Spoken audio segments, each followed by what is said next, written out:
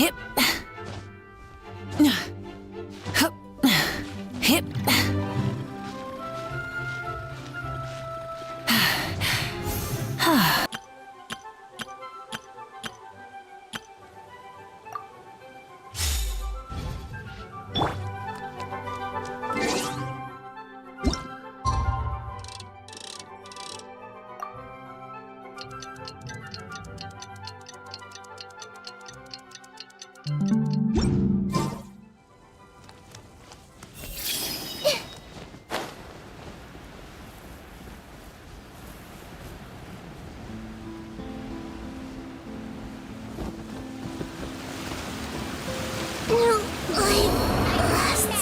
Personally.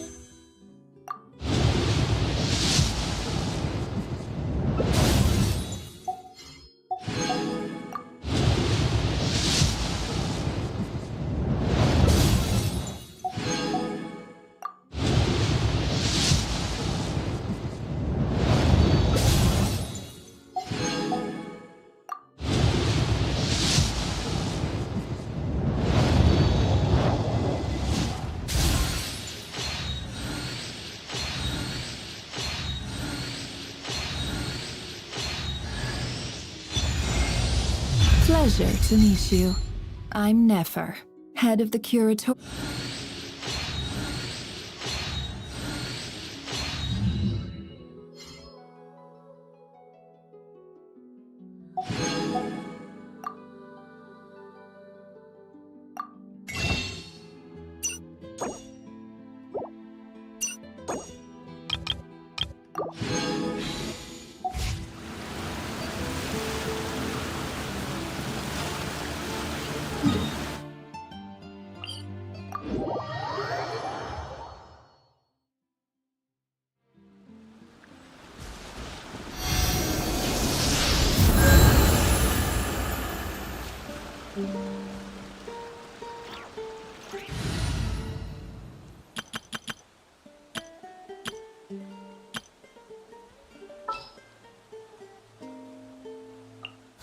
Lucky you. I have some time to kill.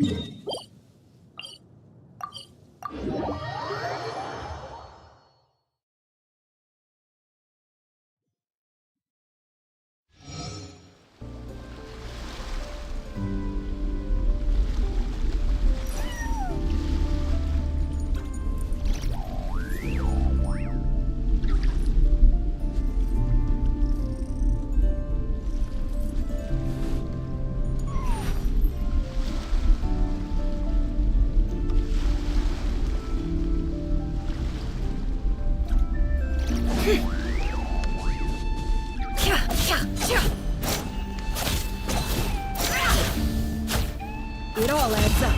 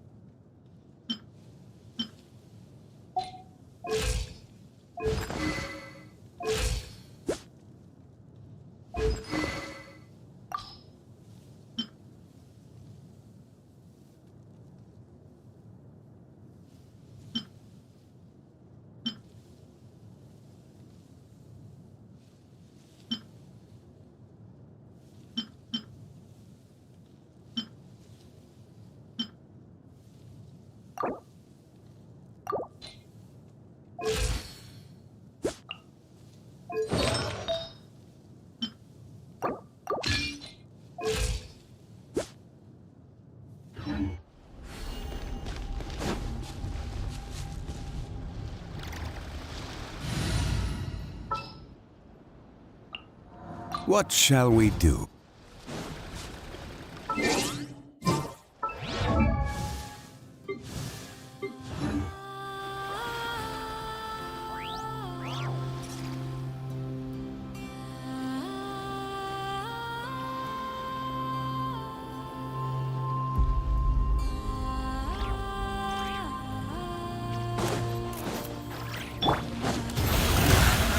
Stabilize! Your blood! By the frost moon of old. Wing done! Solidify! Time to come clean. Time to come clean. Time to come clean. It all falls into place. Stabilize! Forest, protect us. You want this? Can't hide the truth. The sands of time got me. Wing done! For the everlasting forest.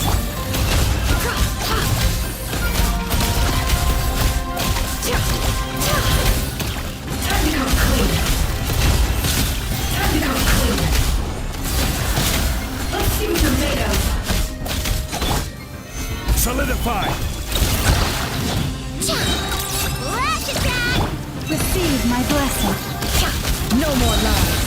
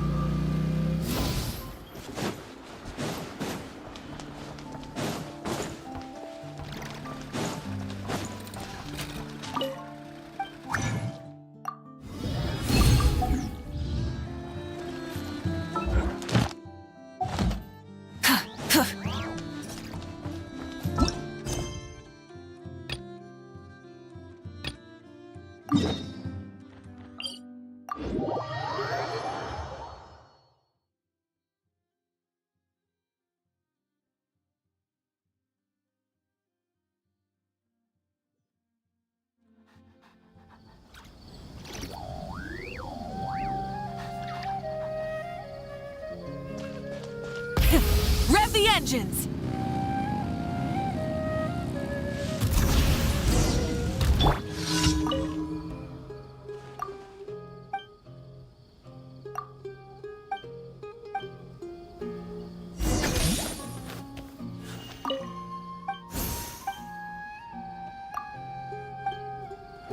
These are the only things that still need recording. Full throttle!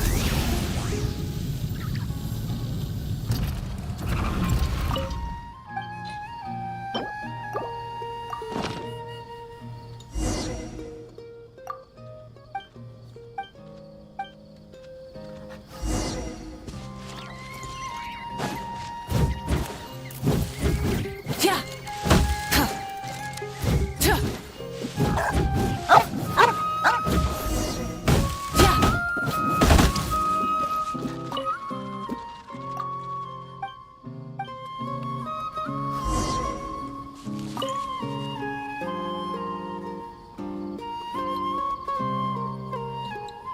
It's thanks to Big Milestones that I still have my son with me.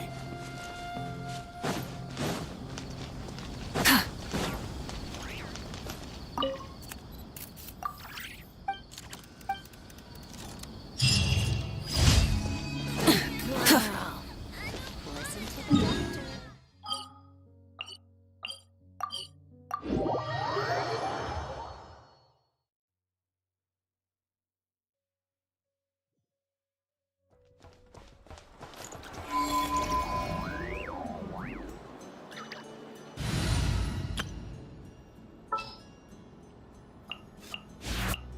Allow me to guide the way.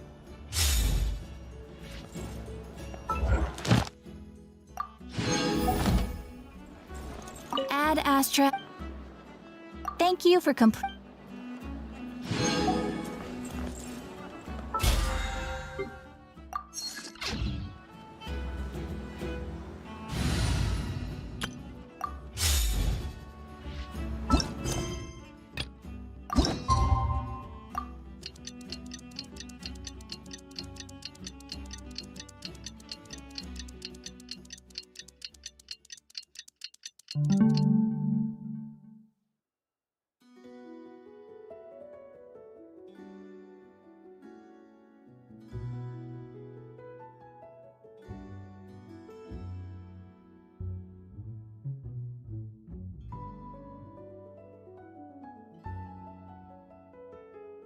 Exploration and trials.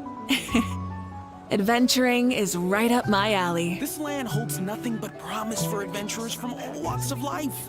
Wouldn't you agree?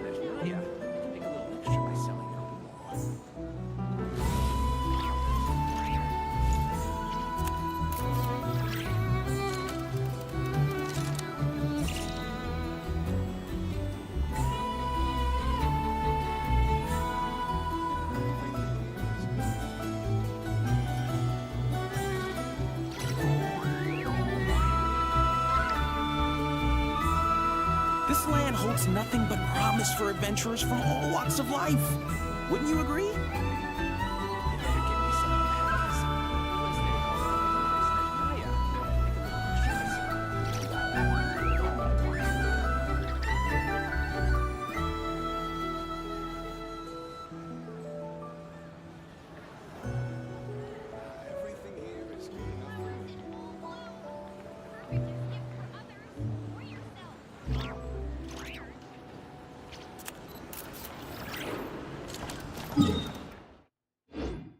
This land holds nothing.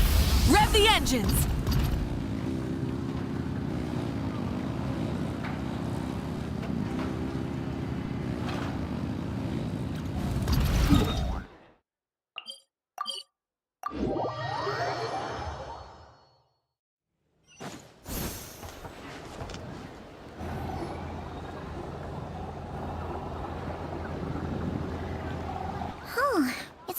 days since we said bye to the others in Nasha Town. Still no news about... If only he was... Hello! You must be the traveler. Mr. Flint has been looking for you. The Wild Hunt? Oh, uh-oh. We better get over. Come on, let's go.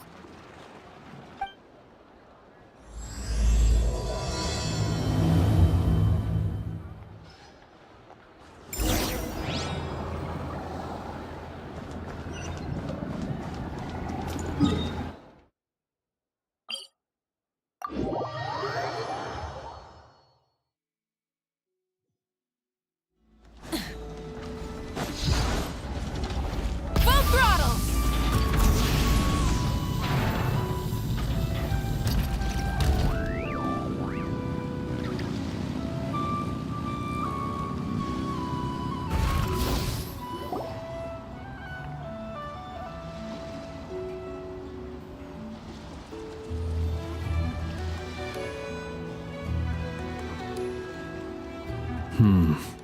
I can barely sense any Kuvaki at all. This whole area feels like a soulless husk. Looks like his appetite truly is insatiable. As if the power of that energy... He's not seriously still getting... Ah, everyone's here already. Hey, we made it. We've all been on high alert since we split up a few days back, expecting Rerir to strike it, but it's like he just vanished into thin air. That is, until this morning, when a ratnik found signs of wild hunt activity while out here on patrol. And we're sure that... Who else? He's the only one who could pull off a stunt like this. Kuvaki loss has reached critical levels. Reikir of Solnari set to maximum threat level. Warning, unless de-escalation measures are taken soon, he will pose a threat beyond our... Traveler, do you remember there wasn't a shred of sanity left? Yeah, didn't he shout out a bunch of names? Oh, Paimon gets chills just thinking about it. Oh, but the thought that he's still out there, lurking somewhere and not cry? Last time we fought, we were already at a disadvantage. Yeah, if I were him and I wanted more Kuvaki, unless something The other thing is, how does someone who's completely... beats me. According to certain medical studies, insanity does not always entail a complete loss of rationality. It may be that he is simply living in a world of his own. That actually sounds about right. He was ranting away to himself the whole time. There are many unanswered questions here, besides his name and title. Exactly. And we wouldn't even know where to... I'd be willing to bet that even if we gathered together every scrap of intel in Nodcry, we still wouldn't find more than, like, 3. So, if we do nothing... Last time we had Paimon's... Well, I do have a little hunch about his next move. Somewhere like the Eye of Krati, or the Pillar of Embla. A perfectly reasonable hypothesis. However, I agree, we should split up. Wait, why? If I recall correctly, your largest goddess statue was carved from Kuvaki. That's right. Yes, it could well be a potential.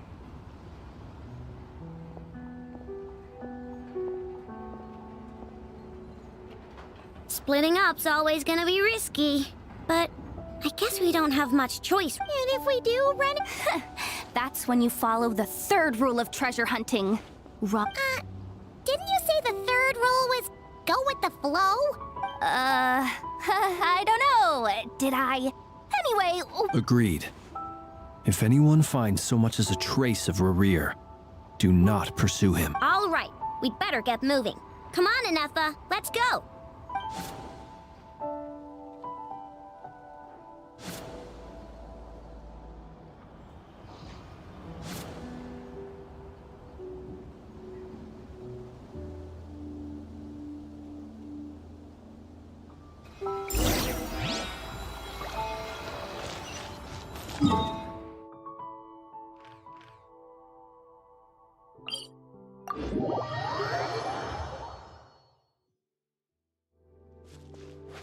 Try and stop me!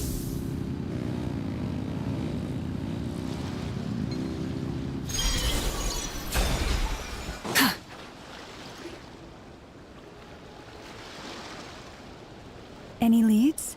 Nope, diddly squat. No clues to where he might be hiding. It's like he's a ghost. It feels like we're sitting on a powder keg that could go off at any second. Oh, I hate this feeling. I'd rather face him head on than be left hanging like this. So, you guys didn't find anything either? Not loving the word either. How about you, Flint's? I questioned a few Ratniki and eventually narrowed my investigation down to one suspicious individual. But by the time I got to his place, he was already gone. Almost as if he knew someone was on to him. Either that, or he's just extremely cautious and doesn't stay in one place for long. He's been biding his time for a while now. The question is, where or what is his next target? No idea. Since regaining his body, he seems to have lost all interest in the fragment in my possession. If he... All we can do now is hope that Ino and Anefa turn up some leads. Darn it, Rarir. If you've got the guts, come face me one-on-one! Wait, he's actually here? I didn't mean it, I swear! No, it's coming from...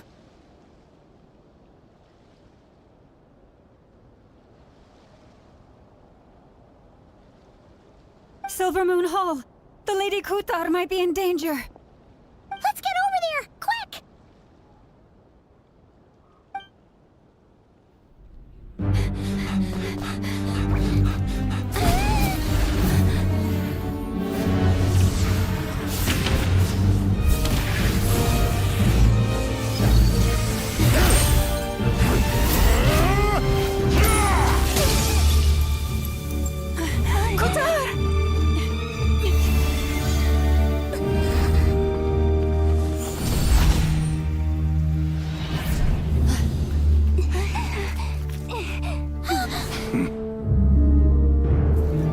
Why is he attacking the damsel elect? What's going on? No time for questions. Stop him!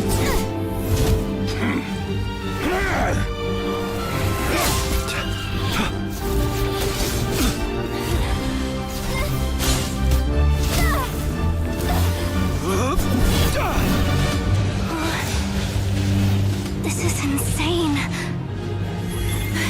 Yehoda, get Kutar out of here! On it.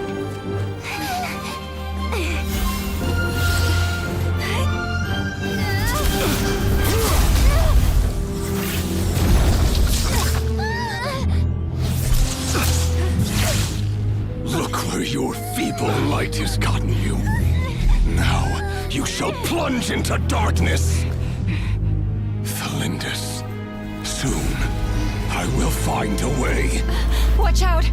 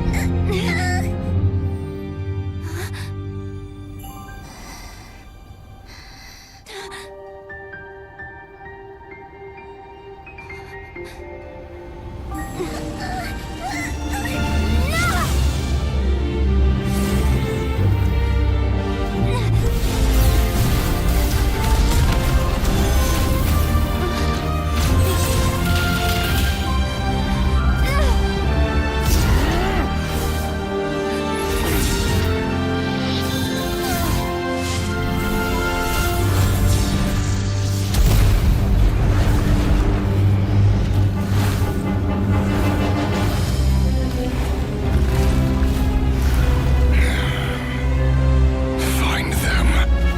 Even if it means turning this place to ashes.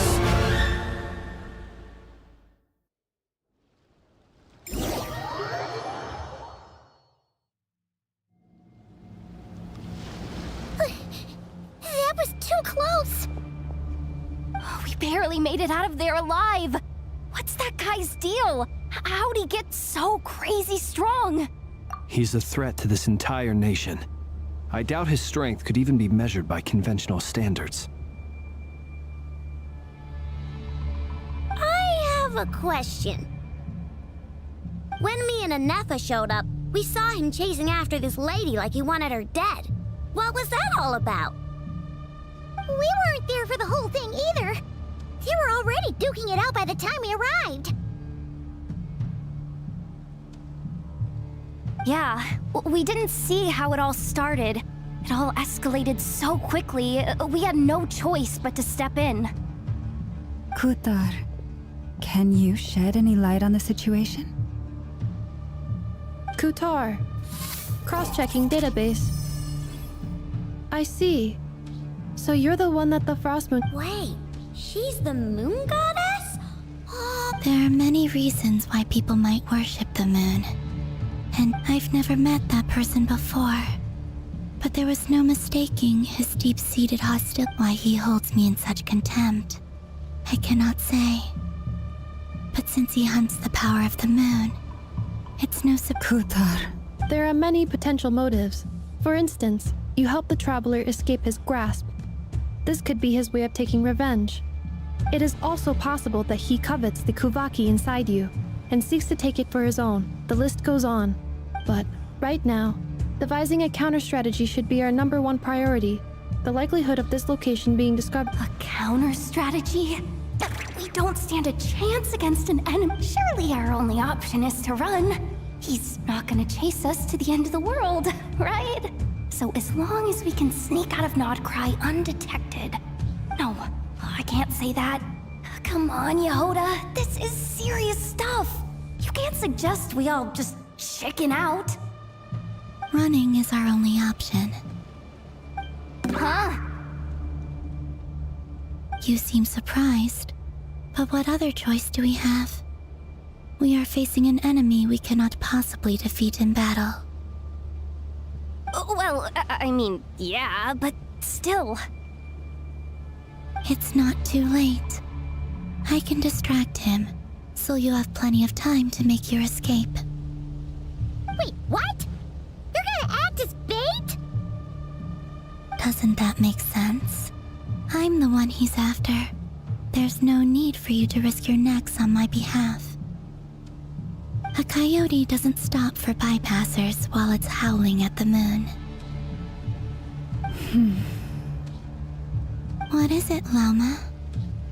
The Frost Moon Scions have already grown accustomed to life without their goddess. My presence here is no longer essential, and this is not my home, so you needn't ask me to stay. We can't just roll over and let him get away with this. That's not our style. Yeah, we can't just call it quits after everything we've been through together. Besides, she'd pretty much saved my life back there.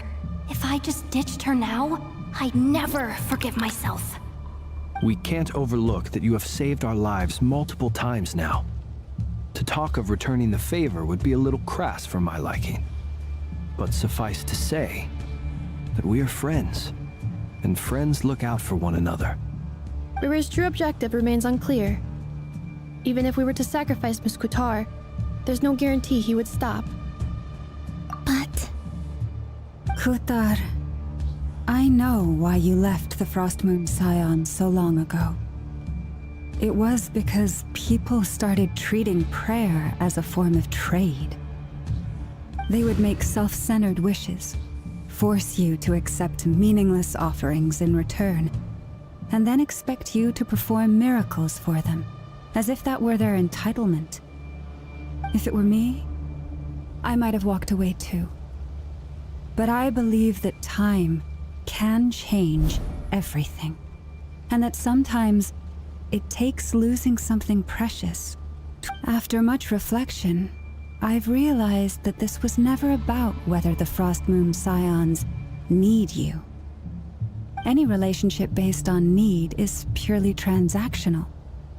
What I truly hope is that you'll choose to stay, not out of obligation, but as part of our family. You were born here, and now you've returned. Who knows? Perhaps it was the moonlight that guided you home. Thank you, Lauma. But my power is on the wane.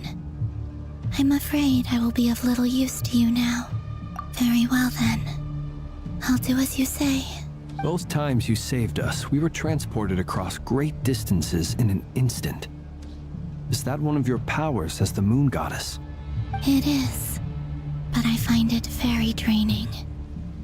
I barely managed to pull it off just now, and it will be some time before I'm strong enough to do so again.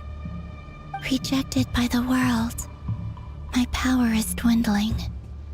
Like a lake cut off from its source, slowly shrinking away. Now, it has almost run dry. What do you mean, rejected by the world? The 3 moons belonged to the ancient bygone era in which they came into being. From the moment I was born, the world itself has been steadily sapping away at my strength. The 3 moons are not one and the same.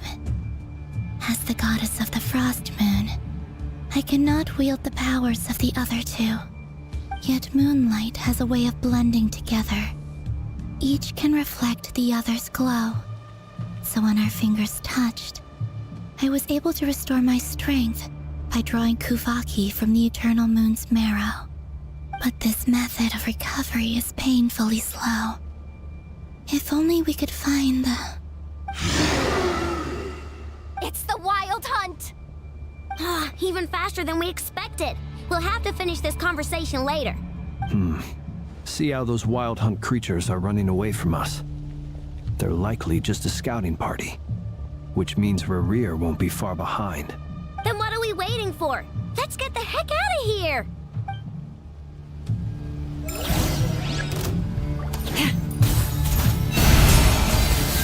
Preparing for dust-up.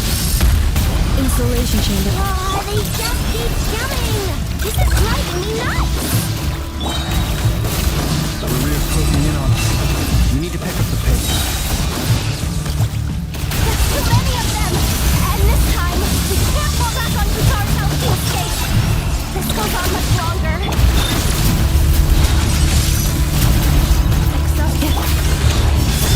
To dust.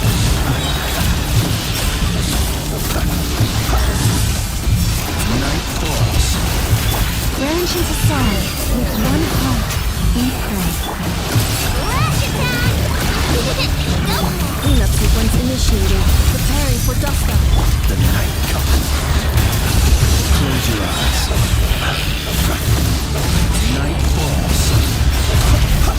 Be silent. To dust. Observe. Look! The rainbow! Ultimatum protocol. Insulation chamber. Flesh of the moon. Beware the creatures of the night. To dust. Be silent. Fear the dark. Preparing for dust-up. Defensive mode engaged. Don't walk! Ding dong! What? Observe. The night cometh. Be silent.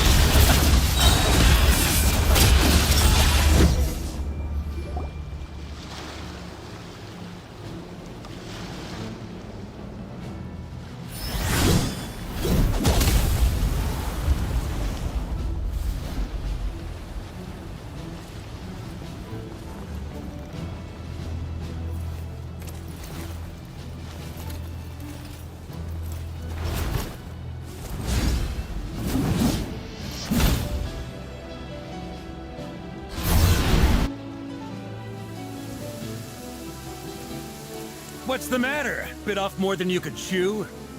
Who are you? Uncle Varka! You're back from Amsvartnir? Whoa! You're Varka? Grand Master of the Knights of Favonius? We could save the intros for later. Right now, let's get you all out of this hellhole. Follow me. I know somewhere you'll be safe. Oh, is that where I think it is? That's the one. Come on, move! There's no time to waste.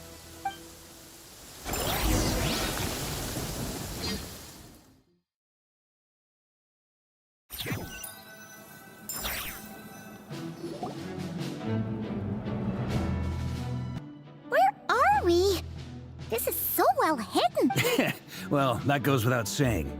This is the Knights of Favonius' meeting place in Nodcry, and a contact hub for the Northern Intelligence Network, aka the Black Market of Intel. No matter what faction you're with, it's the place to buy and sell information. Their headquarters are in Nodcry, but they've got contacts in every nation. As an expeditionary force on foreign soil, working with them has offered us the most effective way of getting our hands on reliable local intel. This is where we meet, so naturally, it's secure. Anyway, where were we? Folks from Nodcry should be pretty familiar with me by now, but I believe this is the first time we've met. Allow me to introduce myself. I am Varka, Knight of Boreas, and Grand Master of the Knights of Favonius. We've heard all about you. This meeting's been a long time coming.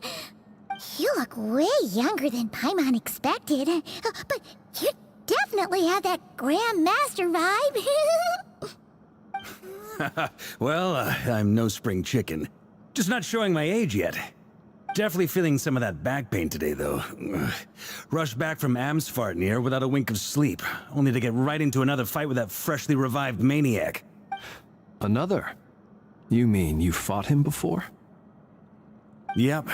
He wasn't nearly as strong back then, but he was still a formidable foe. I brought some of the knights along to give him a little surprise, but he saw us coming from a mile off. My squad took heavy injuries, and I barely made it out alive myself. We knew it might have been our last chance, so we staked everything on it. But still, it wasn't enough to stop him. I tried tracking him down afterwards, but he didn't leave a trace. Even in his unhinged mental state, he's as cautious as any trained operative. So, I decided to come find you. And as luck would have it, turned up to find you being ambushed by the Wild Hunt. The rest, you already know. Is that why he's been frantically absorbing Kuvaki these past few days? Because he sees you as a threat? Maybe I'm part of the equation, but even if I weren't, I'm sure he'd still be gathering power. He's clearly working up towards something. Note to self, Uncle Varka's strength rating officially upgraded. Guess it's my turn to ask questions now. So, what exactly has been happening in Nodcry? Why is the Wild Hunt returned in humanoid form? And why is it after you? That's a long story, but I'll try to make it quick.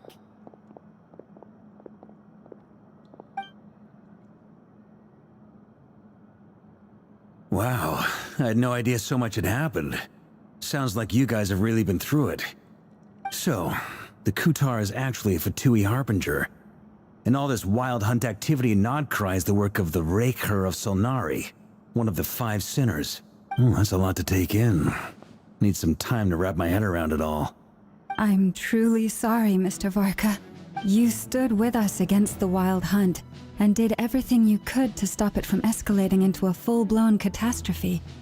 And then, the one time you're away, it all comes to a head and all your hard work gets undone. You've got nothing to apologize for, Miss Moonchanter. You can plan 100 steps ahead and still slip up. That's just life. No one knows what tomorrow holds. You can't predict which way the wind will blow next. And, to be perfectly honest, I can't say I'm surprised. For all the times we've defeated the Wild Hunt in the past, we've never been able to completely wipe it out. Turns out, we were just delaying the inevitable. But now that a new variable has come into play, fate may well take a different course. A new variable? You mean us? Who else? And in a strange way, I think his resurgence might not be an entirely bad thing. The Wild Hunt is like an unrelenting force of nature, but Rerir is an individual with an agenda. He's gotta have a weak spot somewhere. That said, while I know I was explaining everything just now, some of the points that Mr. Flint's added caught my attention. You mean about our mystery ally? That's right. From what you've said, not only did they lead you straight to some key files, they also shielded Hisi Island from a lethal Kuvaki blast. I don't know who or what could pull something like that off. Heck, even Miss Columbina doesn't have a clue. I hadn't heard the story about those files. Would you mind repeating their titles for me?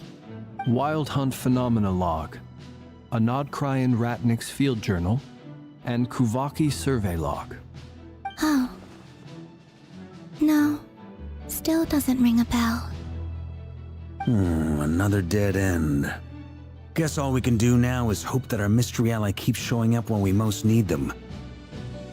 Still, it's safest to assume they won't be intervening again. From here on out, we'll have to resolve this crisis by ourselves. Your intel also explains something else I've been wondering about. The reason I led my team to Amsfarnir was because we'd had reports about a possible source of the Wild Hunt showing up there. But once we looked into it, it turned out to be a red herring. I don't know who was behind it, but clearly, it served its purpose. I doubt it's by chance that he happened to make his comeback while my attention was diverted. And from everything you told me, it sounds like his scheming began well before his return. So maybe luring me away was all a part of his plan.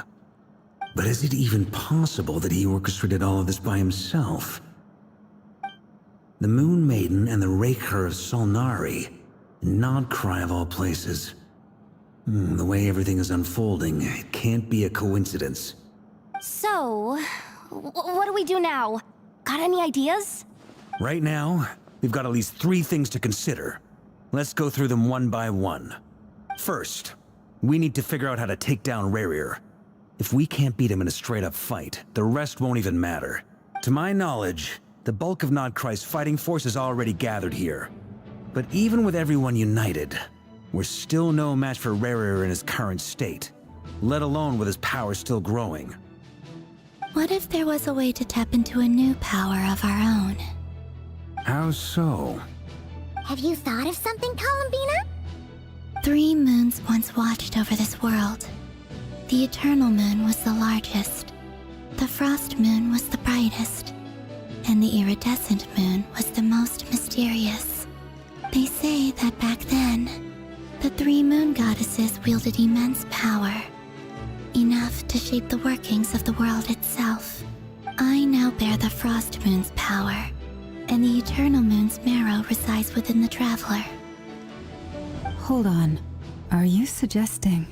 The Iridescent Moon, the last piece in the puzzle. That's right. If we can find the Iridescent Moon's marrow, I will be able to regain my strength much more quickly.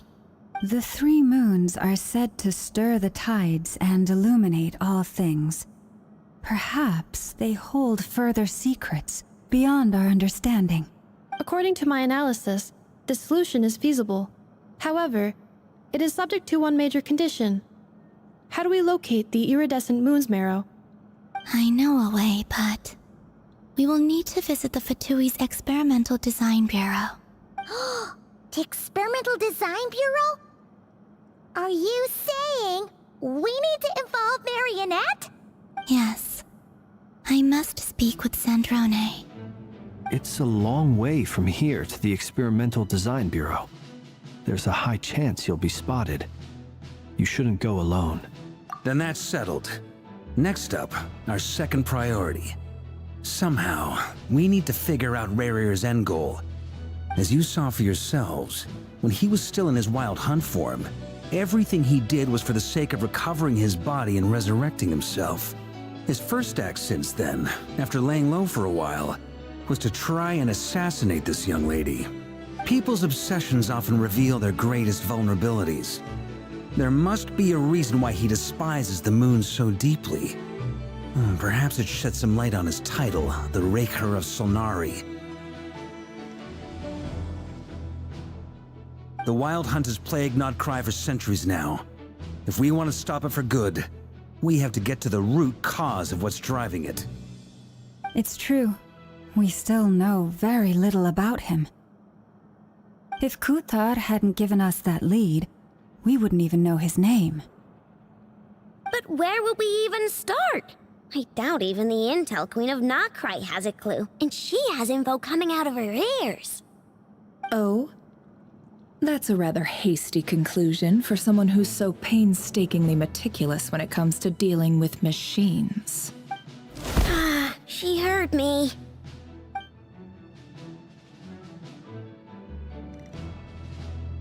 Boss! What are you doing here?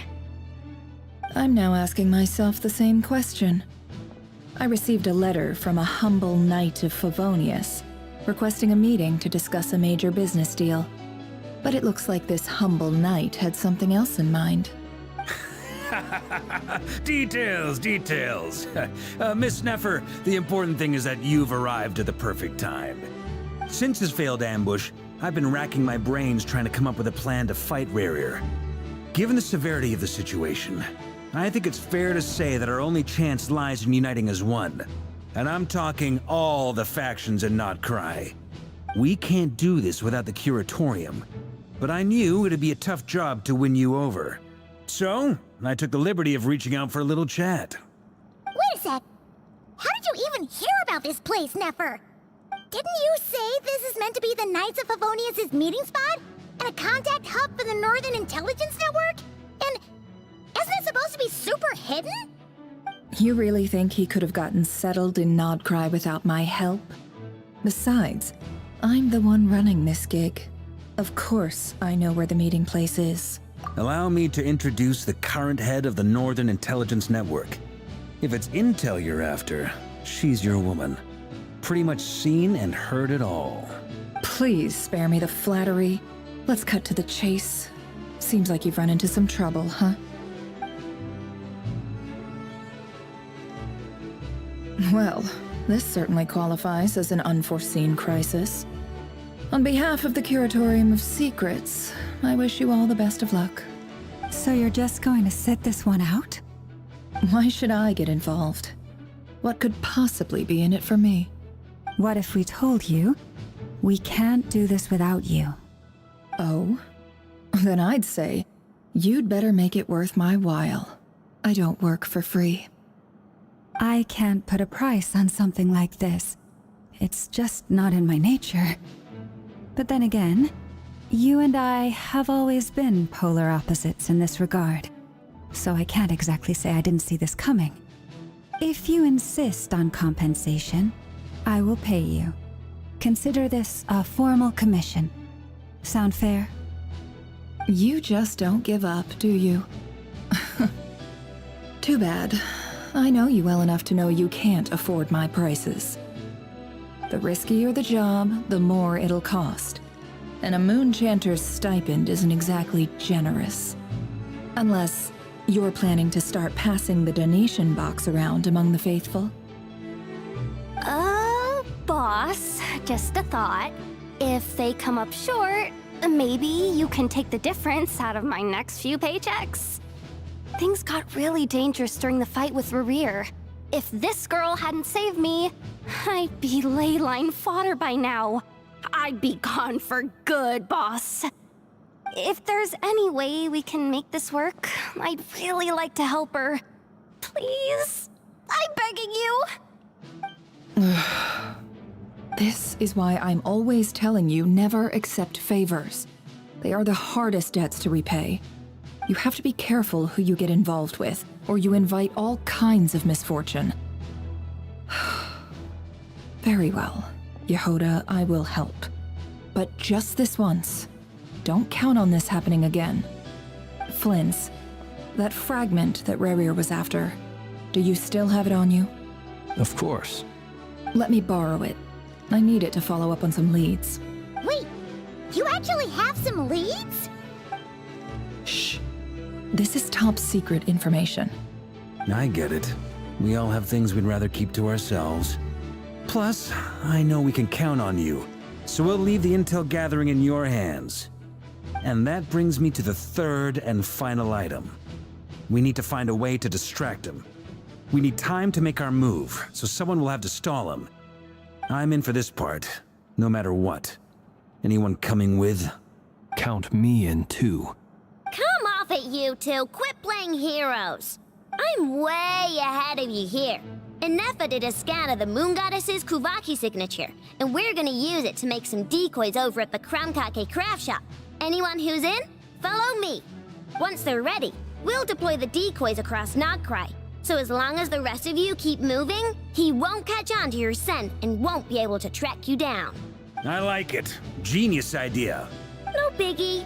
All right then, we'll split into 3 teams. Once your team has finished their mission, return here and wait for the others.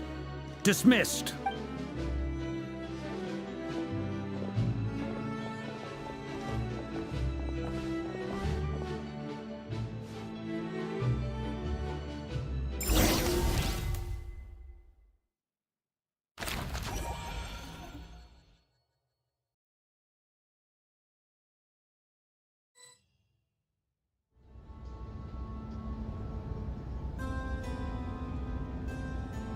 Lady Damselette. Wait. And you two? What are you doing at the Kuvaki Experimental Design Bureau? We've been doing our best to mind our own business lately. But if you're just gonna waltz up here like this, you're seriously pressing your luck. Don't blame us for doing what we have to. Huh! You really think that's gonna scare us off? We're not looking for any trouble. I just want to see Sandrone. Do I need to remind you that you're still a wanted fugitive for deserting us? Out of consideration for our former ties and the crisis we're all up against, we'll let you leave in one piece. But don't even think about trying to get inside. Let them in. But... Are you going to make me repeat that? no, my lady. Sandrone seems to be in a good mood. Must be maintenance day.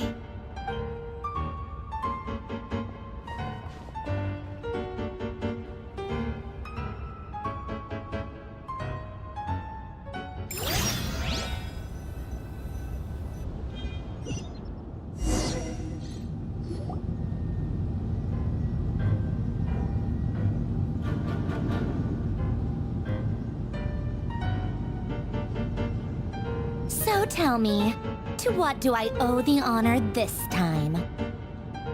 Actually, before you answer that, just so we're clear, we're not colleagues anymore, Columbina.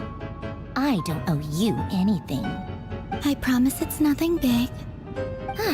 It seems like you've gotten the wrong idea here. The only reason I let you in was because I was bored. It seemed like a way to kill some time and satisfy my own curiosity. Whatever miscalculations I may or may not have made in the past, I haven't lost the plot enough to even consider sticking my neck out for your sakes. I'd like to speak with Arlecchino. What? Huh? You mean the knave? I'd like to speak with Arlecchino. Is she in Nodcry? No, she's not. Once the work on this facility was completed, she went back with the Rooster and Regrator. The only ones in Nodcry are me and... what is it you need to speak to her about anyway? Rerir is hunting me. If I'm going to face him, I must first retrieve the lost moon.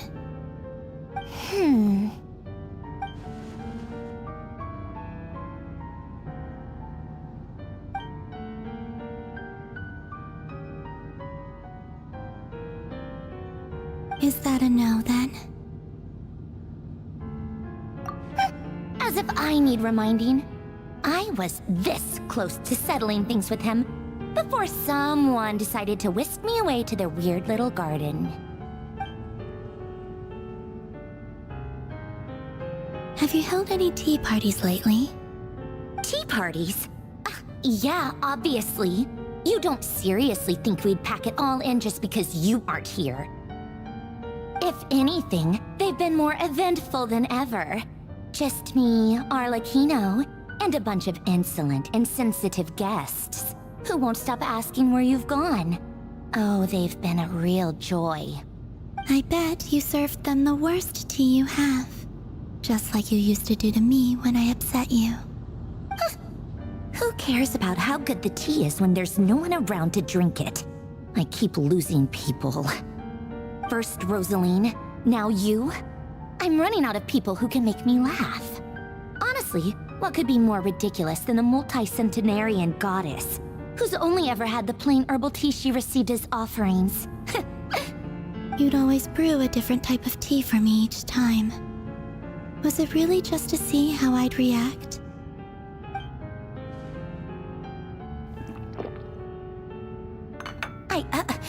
Well, duh. Why else? Watching you squirm was practically my only form of entertainment.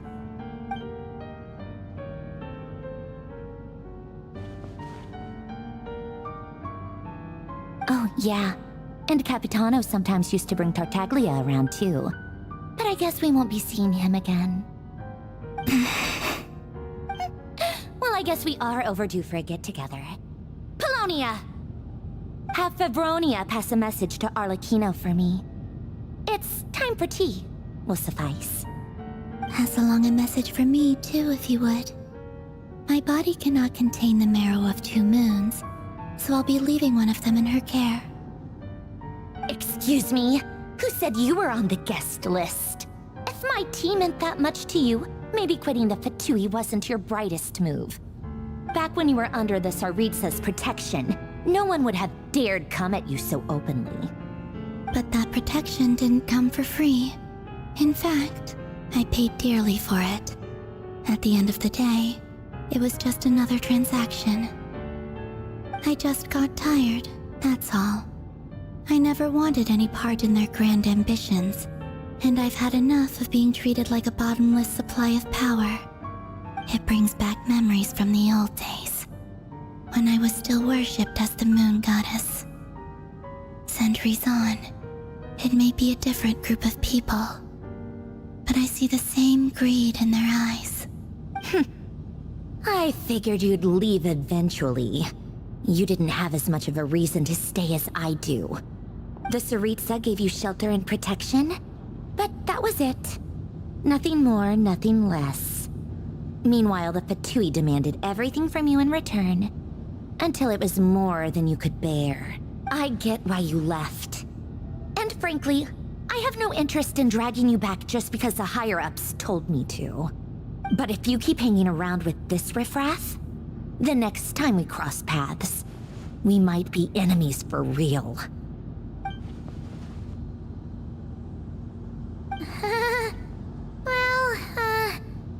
Guess that's our... that might be your plan. But it sounds like someone else wants you to stay a little longer. Huh? What do you mean? Listen.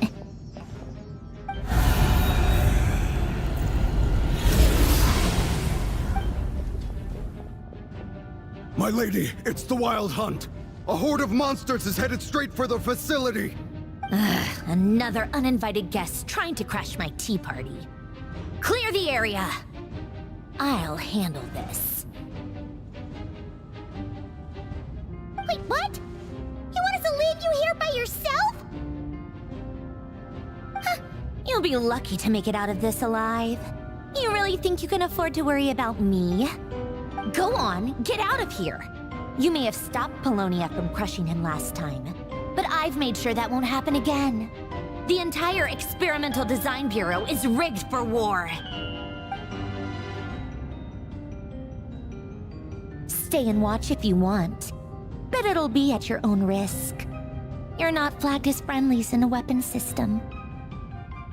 Don't tell me what to do! Look, if you're leaving, make it quick, or you'll just get in my way. There's a secret passage on the 2nd floor. It'll take you right to the plains out back. Stare all you want, Columbina. You're not getting another invitation to my tea party. I know. But thank you anyway, Sandrone. This is exactly why you shouldn't hang around with those people. All their melodrama and sentimental nonsense is rubbing off on you.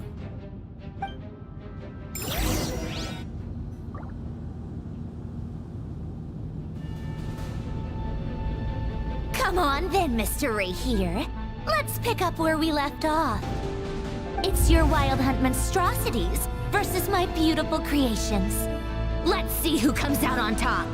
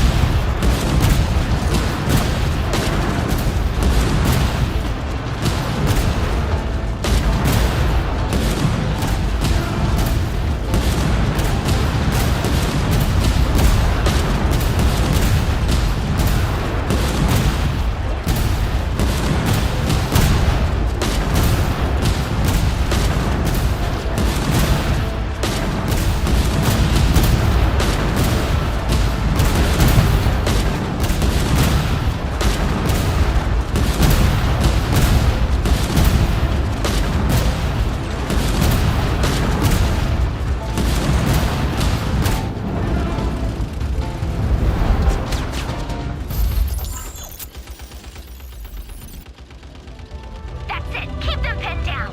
Don't let them get near.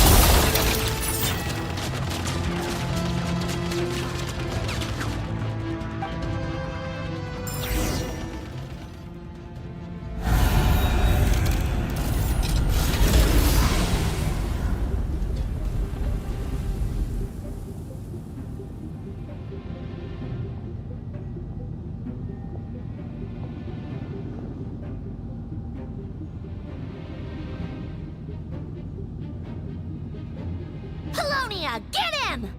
I've upgraded Polonia again since our last encounter, and uploaded every last scrap of your data. So let's finish this, once and for... She's not here. Where did she go? Hey! Over here, you big... Curse it. Moon. Go. Keep searching. She cannot have gotten far.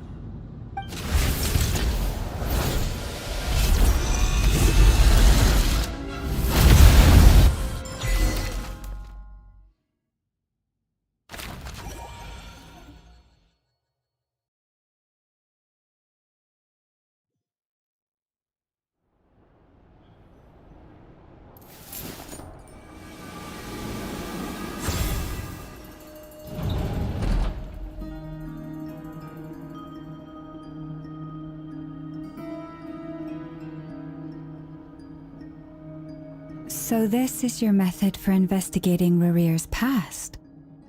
It almost looks like some kind of ceremony. Good deduction. But it's quite a different affair from what you're used to with the Frostmoon Scions. Whoa! First time I've ever been in here. Boss always said it was off limits, so I pictured some kind of creepy dungeon. But it's actually kinda nice. Oh, I guess this must be Sumero decor? That's where Boss is from. And that nice shopkeeper who sold me my treasure compass. I'm not sure exactly what you've got planned, but it looks like you're all set. When do we begin? Whenever we wish. But for some reason, I've got a feeling this isn't going to end well. I've never faced Rarir myself, but from what you've told me, his power is beyond anything I could imagine. I, on the other hand, am just an ordinary businesswoman. Our paths should never have crossed, yet here I am, forced to make an enemy of him. If you ask me, you're about as far from ordinary as it gets. So what are you saying? You're getting cold feet? Once I take a job, there's no backing out. Still, I have to ask myself if the power I'm relying on will even work on an opponent of this caliber. And also how to make sure I come out of this alive if things spiral out of control.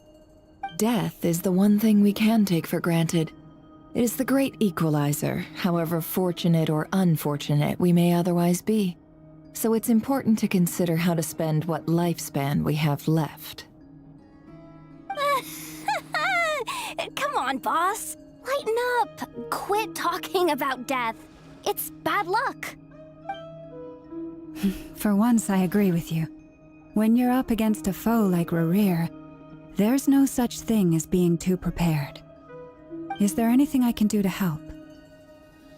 That won't be necessary. I've already made up my mind. Time to cash in a precious favor I've been saving for a rainy day. Yehoda, I need you to find someone for me. The sooner the better. Find who? That shady merchant who sold you an overpriced treasure compass the other day. Come on, boss. You're pulling my leg again. In what way is she shady? She showed up when I was completely lost and sold me a neat little gadget that was exactly what I needed. Trust me, she's a good person.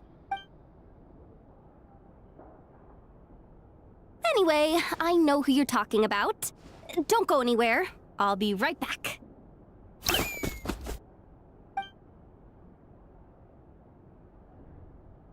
Quit grabbing me. I genuinely can't run any further.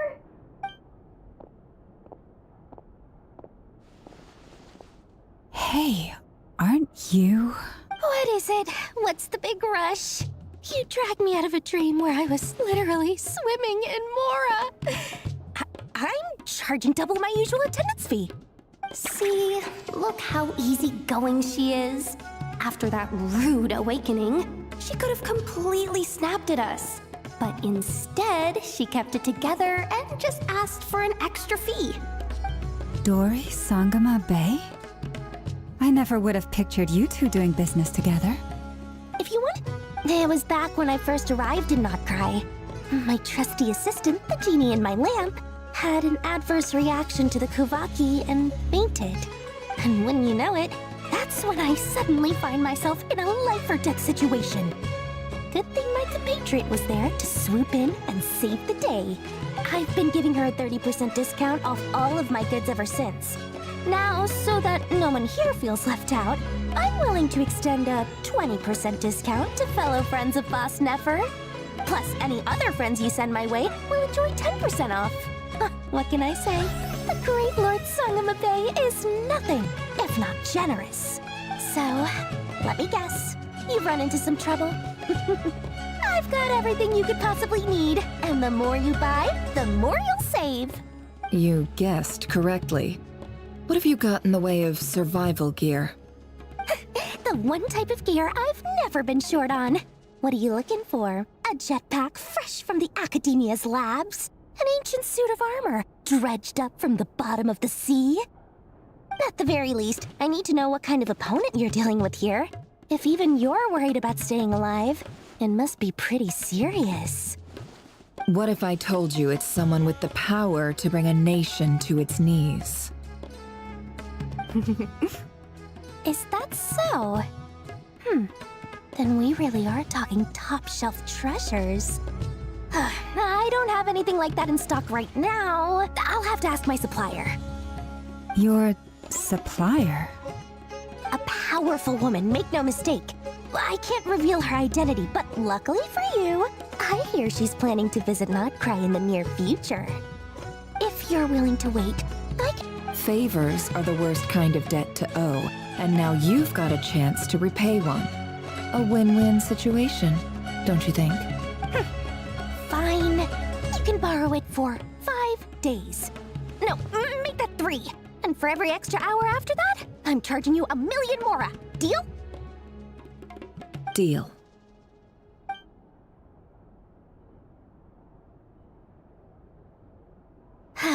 What a way to start the day.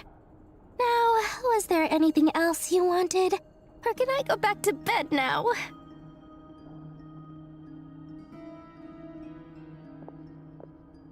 That will be all.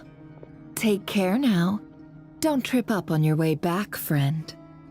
See you later! You're my favorite shopkeeper.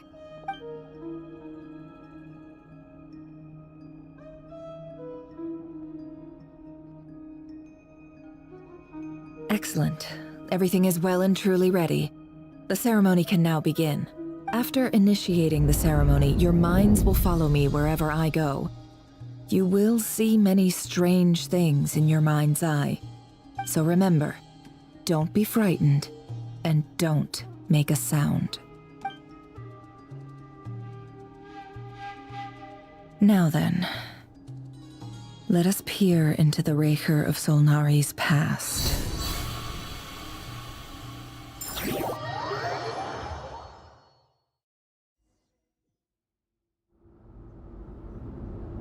I made it. I don't recognize this style of architecture. Must be Conrian. Simple furnishings, table and chairs. It's a more ordinary house than I might have expected. Looks like the fearsome Raker of Solnari came from surprisingly humble beginnings. Unless this passed for luxury in Conria. Unlikely. It was said to be a very prosperous nation in its heyday. Anyway, I'll keep exploring.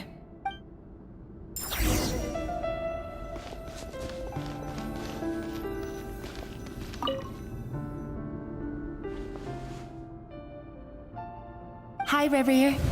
Since you're working extra hours tonight, I thought I'd keep myself busy by checking out that new kebab shop. I've heard good things about their menu. I'll test it out, and if it's as good as everyone's saying, let's go back together sometime. P.S. New stash from the Universitas Magistrorum. I brought some goodies home. A few teacups and a pin rack. Hope you like them.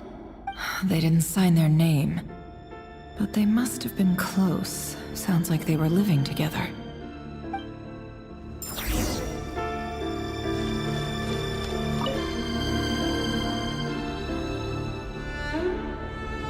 I went over to Joseph's for drinks today. They have a fine collection, but I went alone. Felindis was tied up with something and couldn't make it. Joseph asked why I came alone, but I didn't really have an answer. He then went on to ask about other things. If you ask me, someone who asks that many personal questions is too nosy for their own good. But if he invites me again, chances are I'd still go. Felindis. That's the same name Rerir mentioned. Grain imports keep falling. If things don't pick up, we'll soon be back to meat and mushrooms only. Honestly, I'm not a huge fan of that new type of mushroom everyone's been into lately. Didn't it start out as a lab-grown variety? I heard it's even mildly corrosive. Seriously, why would you even eat something like that? I don't care if it's an impressive feat of alchemy. That just isn't the kind of thing I like to eat. Grain has to be imported, and they're eating a diet of mostly meat and mushrooms. Could it be because Conria is underground, so it doesn't get much sunlight? That would explain why they use so much stone in their buildings.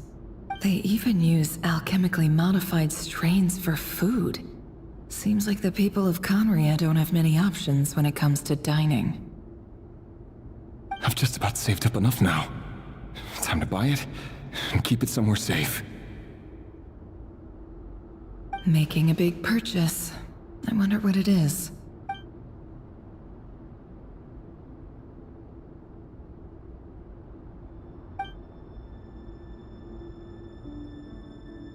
He really is a professional. No wonder he's so good at covering his tracks. Despite what he's become, it seems like he's retained certain habits, at least in this regard.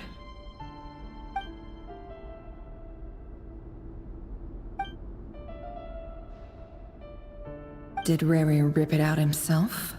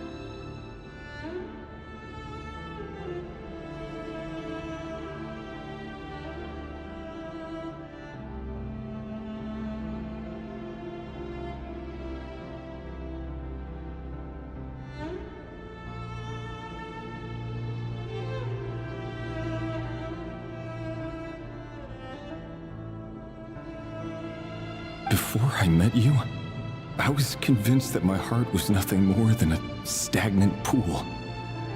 The burial place of a fallen moon. A withered, windless grove where the waters rested forever unrippled. It was you who helped me see that my heart hadn't entirely withered away. That it could still beat to the rhythm of love. This is just trivial sentimentality from the looks of it. Why would he go to the trouble of hiding that? The burial place of a fallen moon.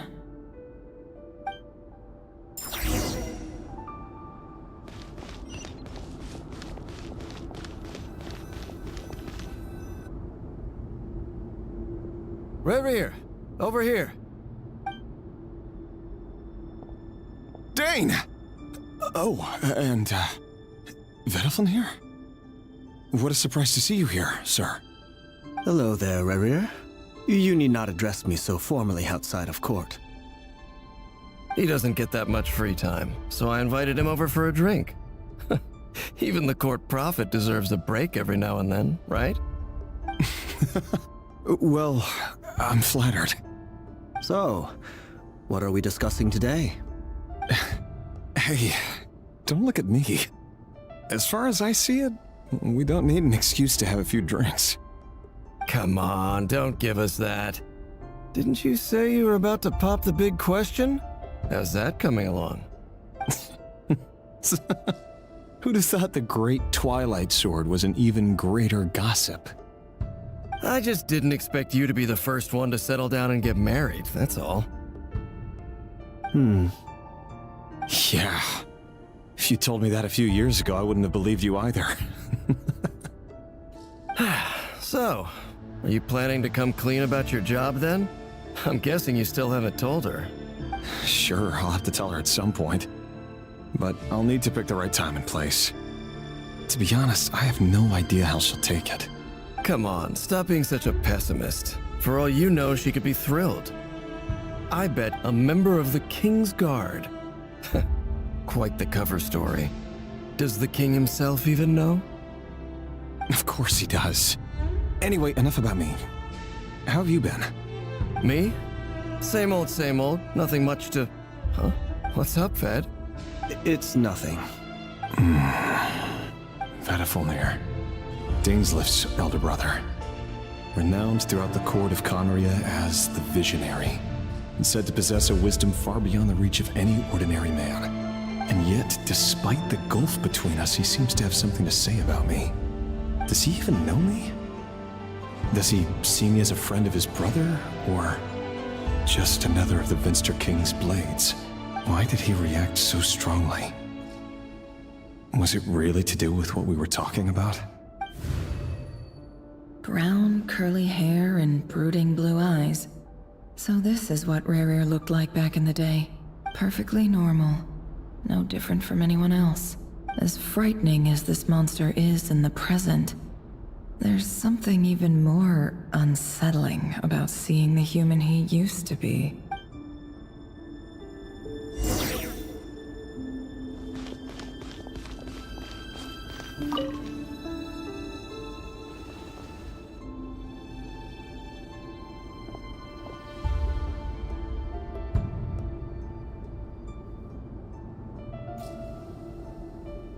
Felindis?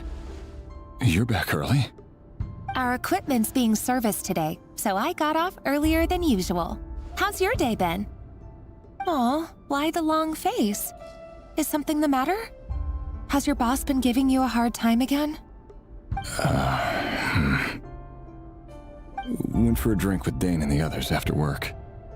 Isn't that a good thing?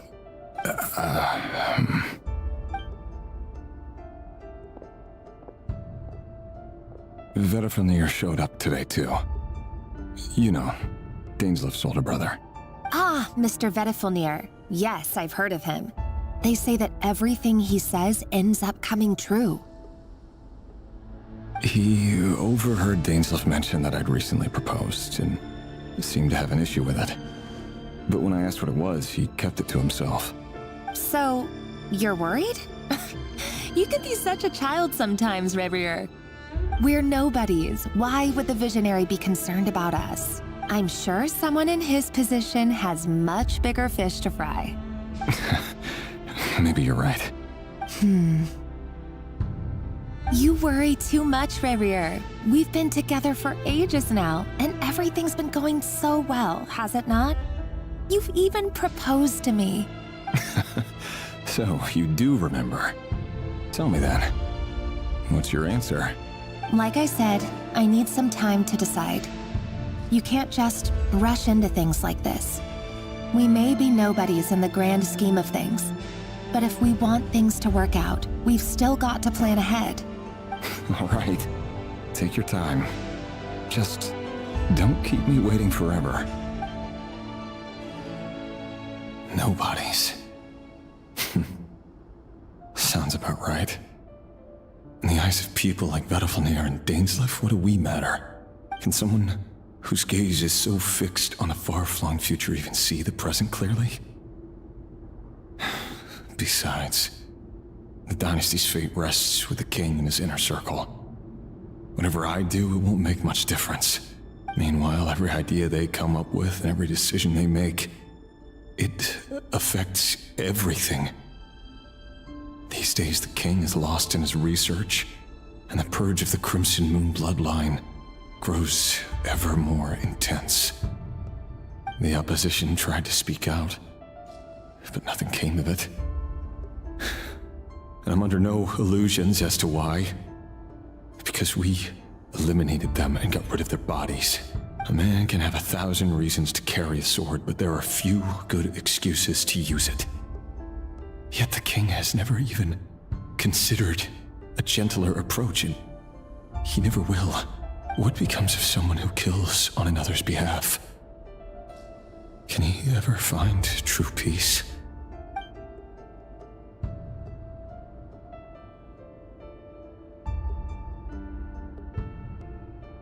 Thelindis?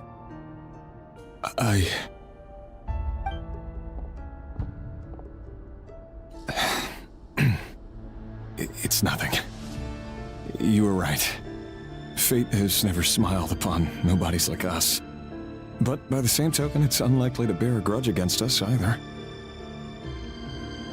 There's no reason we can't keep living happily together, cherishing the simple joys of each day as they come. See? You just need to stay positive, Revere. I can feel your warmth, your breath. You're right there, right by my side. Just seeing you makes me happy in a way I can't explain, and that's something that no one could ever take away from me. So smile, my love. Let go of that frown. You're right, Thelindis. I've just been overthinking things. That's better. Getting caught up about things like this will only ruin our evening. Speaking of which, all set for the ball tonight? I need to go get ready. You go ahead. I just have a few things to take care of, then I'll come join you. Even busier than the big shots, huh? Fine, I'll go get started. But don't be late. If you keep me waiting too long, I won't be a happy bunny. Relax. I'll be there. Seriously, though, you drive a hard bargain. You're really gonna leave my proposal hanging and still expect me to take you to the ball? Well, that goes without saying. I already told everyone I'd be coming with a dance partner. Besides, they're two completely different things. Let's take it one thing at a time, all right? All right.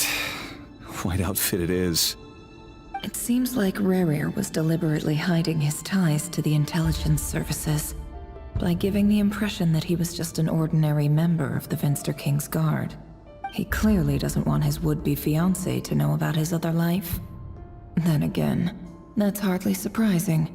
People in the intelligence trade rarely do. Who'd have thought we were in the same line of work? Let's dig a little deeper.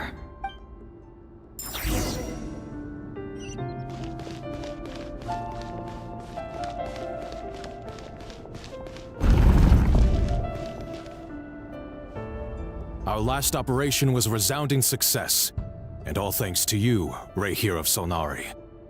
In total, we apprehended 32 dregs of the Crimson Moon, and 67 accomplices. After all these years since the dynasty's fall, so many of them still linger on. Indeed, it cannot be denied.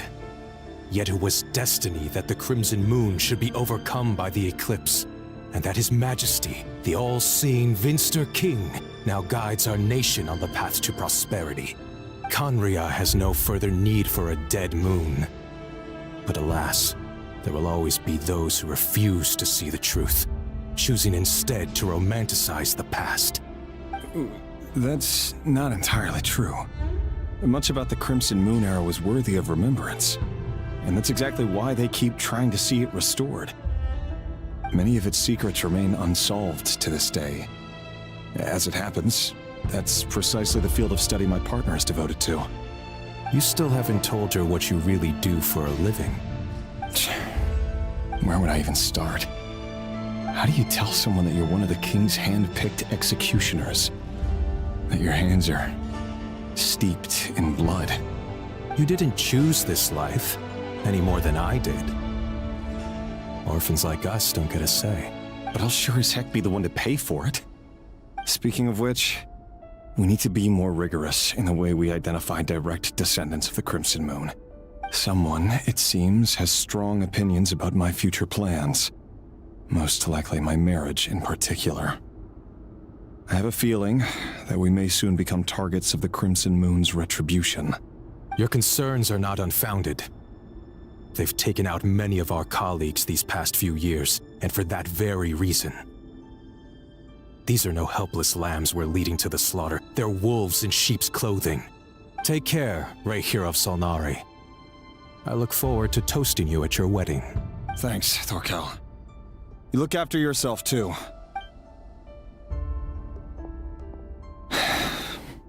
Thelindis, I never wanted to keep this from you. You're the last person I would ever want to lie to. But that's exactly why I can't tell you everything. There are things you shouldn't know. Things you cannot know. The moonlit dynasties are a thing of the past. Yet even now, with the sun shining high in the sky, there are those who would call forth a dead moon's ghost. Could that be why Vedalfnir held back? Or was it because of some court secret he's not at liberty to share? I have to get a clear answer from him. No matter what happens, I will protect Thelindis. Rerir seems to be very concerned by Vedalfnir's reaction. Vedalfnir and Dainsleif, the Visionary and Twilight Sword. So that's what they were really like. I've investigated this whole area now. There doesn't seem to be any other memories here. Should I try somewhere else? Wait a second. What's this black smoke?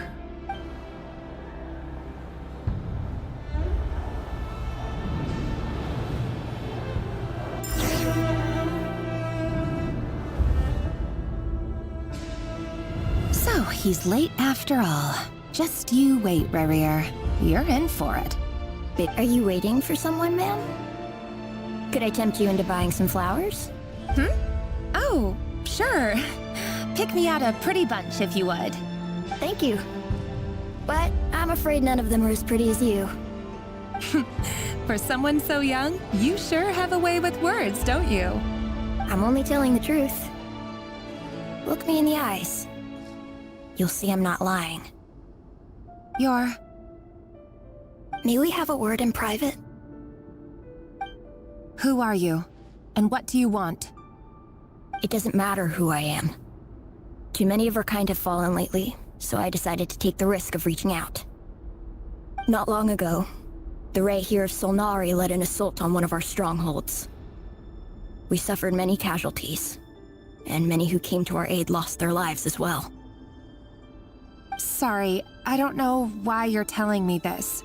And I don't want to get involved. Wait, hear me out. This time we finally got a clear look at his face and learned his true identity. His name is Rayhir, and he claims to be one of the King's guards. What did you say? A cruel irony, isn't it? The man you're set to marry leads a double life as a brutal executioner. But surely, you must have caught a whiff of the blood on his hands. Why are you telling me all of this now? Simple. It's because... How strange. Rerir was nowhere to be seen in that memory. It clearly belonged to Thelindis. Rerir couldn't possibly know what happened if he wasn't even there. Why would her memories appear in his fragment? The ceremony won't last much longer. I think it's time to call it a day.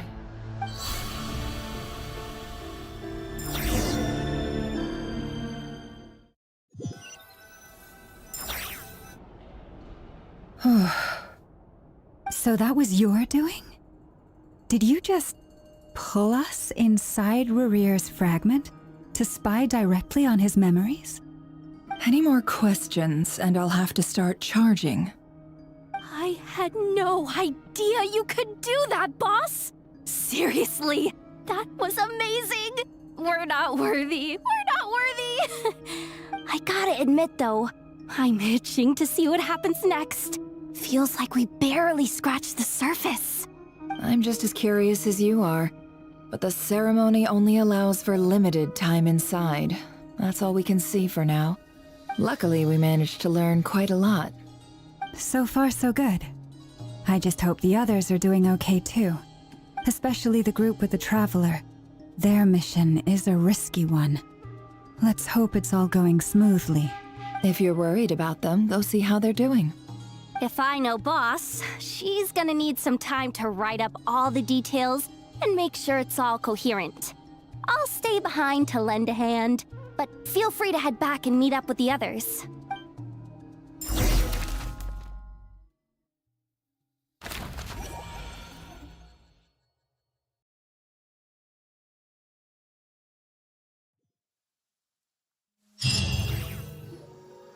Oh, they've been prowling around for nearly 2 days now. These things just won't quit. Oh, they might not have seen us yet, but them constantly sweeping the area, our way out is completely blocked. Oh, that's never gonna work. One little slip up and it's game over. If they spot us, they'll run straight back to Rerir. And once he knows we're here, it won't be long before he's breathing down our necks again. Oh, guess you're right. All right, time to zip it.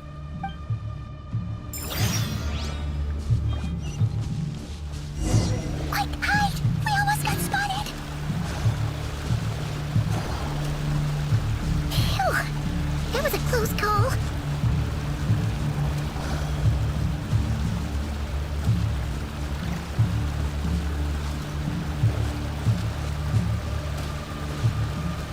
Watch out! It's coming this way!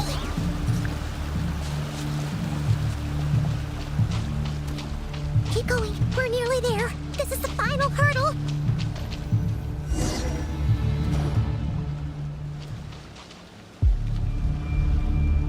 Oh, there's no end to these things.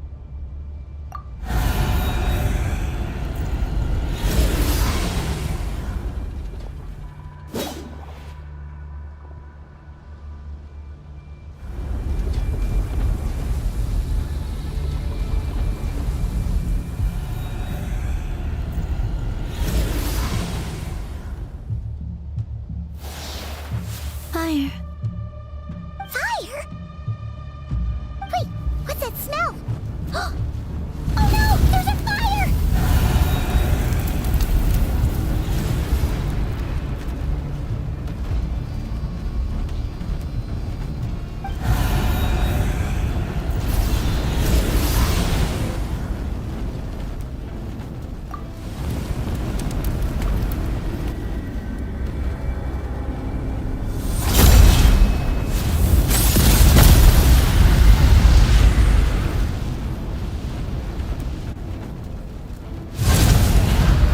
Sandrone was right.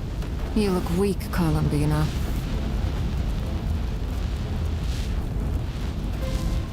The old you would never have let such lowly creatures bar your way. Word has it that you did something for the Cerita, and that's why you've lost most of your power. Freedom comes at a heavy price, doesn't it? It's Arlecchino! You came! Hello again, Columbina. And greetings, guests of the House of the Hearth. It's been a while, Harlequino.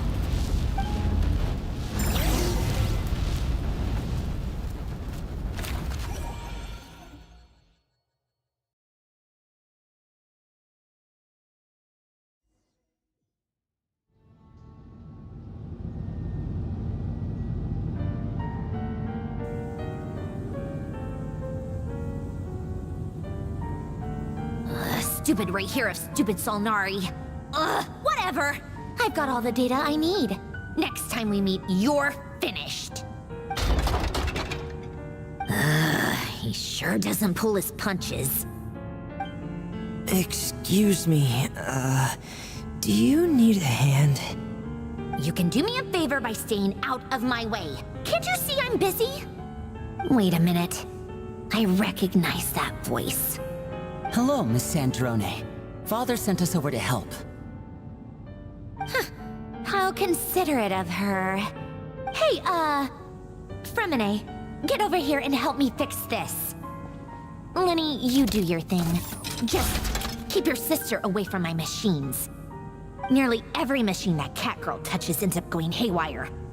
Go put her on cleaning duty or something.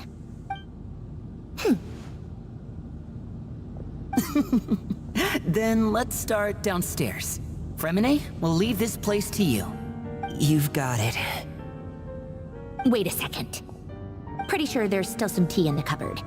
If you want some, you'll have to make it yourselves.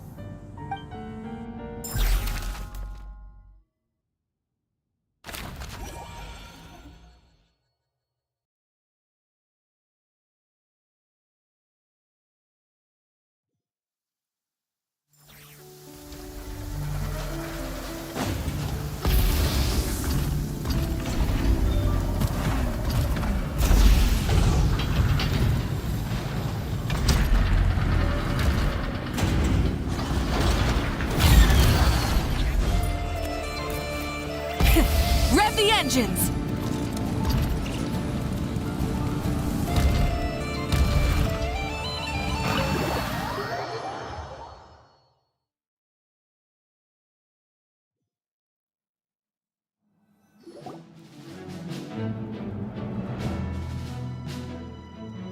It's a relief to see you all made it back in one piece. Huh? Feels like there's quite a few people missing. Where's Flint's and the others? And what about Nefer? I returned ahead of them. Flint is helping Aino and Anefa to set up the decoys and buy us some time. As for Miss Nefer... Boss is still wrapping things up on her end. She sent us back to fill you all in on the top secret intel we've been gathering. I see. Then let's get right into it. But first, who do we have here? You brought someone else in to help? Greetings. I was invited here to help as a longtime Tea Party companion of Columbina's. You may call me Arlecchino. Surely it can't be. Those eyes. Oh, where have I seen them before? Wait, of course. In those memories we just saw. The only Arlecchino I know is the fourth of the Fatui Harbingers. So either you share a pretty uncommon name, or you're more than just a Tea Party buddy. You're well informed, Grandmaster. A man from Mondstadt living all the way out here in Nodcry, and yet the people and affairs of Snezhnaya seem to hold a special place in your heart. Oh, the feeling's mutual. Sounds like you know all about who I am, too. A Fatui Harbinger. The atmosphere in here just got really tense. Guess we can't just start trusting Fatui Harbingers, even at a time like this. I must admit, though, I'm a little curious. Seeing as the Moon Goddess no longer belongs to the Fatui, what makes you so willing to put your neck on the line here? Nor does Nodcry belong to Mondstadt, Mr. Varka. Yet still, you're fighting for it all the same. Things don't always have to have a tangible payoff. Sometimes, stopping things from spiraling out of control is a higher priority than chasing the spoils of victory. Of course, I can't say there's nothing in it for me at all. But that's between Columbina and myself. Forgive me. I don't mean to doubt you. It's just that the Fatui really have been the source of many of our troubles. We have our own way of doing things here in Nodcry. But ever since they arrived, the Fatui have treated us with nothing but hostility. I know there's been a lot of bad blood between us in the past. I've done my utmost to avoid friction whenever I could. But sometimes fundamental conflicts of interest simply can't be settled amicably. That's why I'm here solely in a personal capacity. This has nothing to do with the Fatui. As a gesture of good faith, I'll be frank. I can help Columbina track down the iridescent moon's marrow, which will help her restore more of her power. Anyway, what else is on the agenda? Let's begin.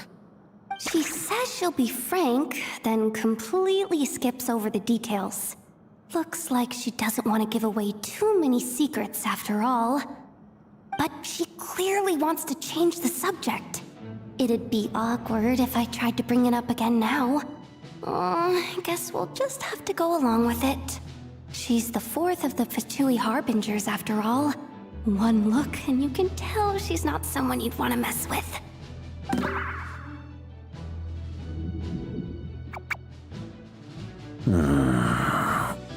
Well, since Miss Arlecchino sounds confident in her ability to handle that, we'll proceed to the next topic.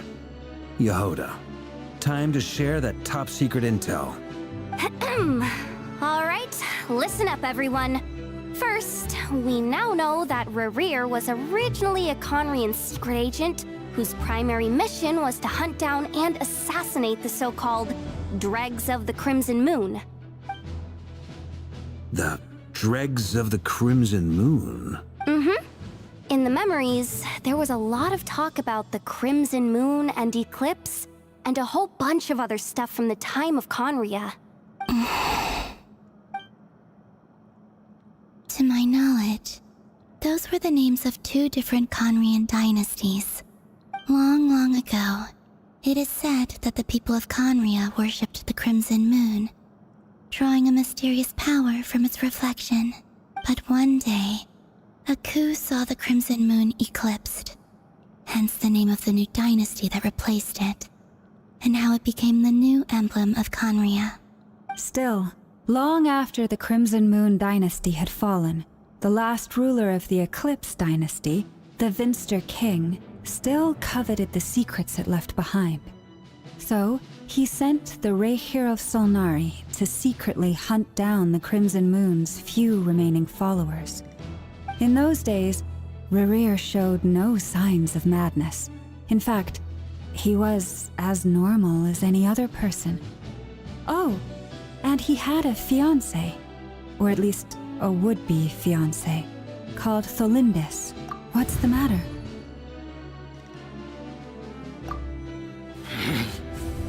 Symphony, Rhine-Daughter, Tholindis.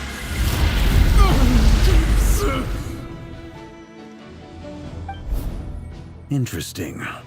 Anything else? What about this would-be fiancé of his? Do we know anything about her? Well, she was a researcher at the Universitas Magistrorum, but it felt like she was hiding some kind of secret. Oh, and one more thing. For some reason, Rerir's fragment also contained some of Tholindis' memories, though only a very small portion. Well, no shortage of potential leads, I'll give you that. In any case, it sounds like we can conclude that while Tholindis was still around, Rerir appeared to be lucid and quite normal. Tholindis, it seems, must have been the one thing in this world that he couldn't let go of. Tell me, though, were these pure-blood Conrians we're talking about here? Why do you need to know that? Hold on. If she was a pure-blood Conrian... Oh yeah! Just like how it was with the captain! If we could somehow find her, do you think there's any chance Rerir might regain some of his sanity? It's possible, but it would take a miracle. We can't pin all our hopes on that. That merchant who never knows, Dori Sangama Bay. Maybe we could hire her to look into it. All right then. Let's keep working in our separate teams. Traveler, Paimon, Kutar, and Miss Arlecchino will go look for the iridescent moon's marrow. As for the others... On the way over here, I noticed that the Wild Hunt monsters had grown even more frenzied in their search for Kutar. At this rate, the people living here will be in grave danger too. So I'm thinking of gathering together some of our followers to go wipe them out. I'll head back to the curatorium and meet up with the boss. Feels good knowing we've all got something to be getting on with. Given that the Wild Hunt has been a lot more active lately, the Lightkeepers have likely begun their own operations too. If that is the case, someone will need to pass the news on to Flint's. I'll hold the fort for now, then discuss our next move with Flint's, Aino, and Anefa when they get back. All right then. Well, the clock's ticking.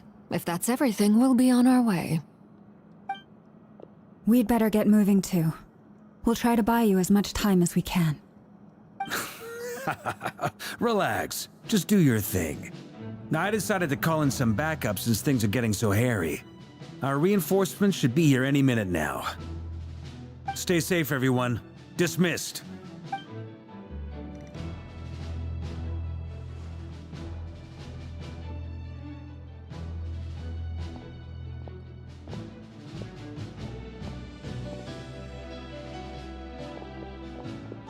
We're back.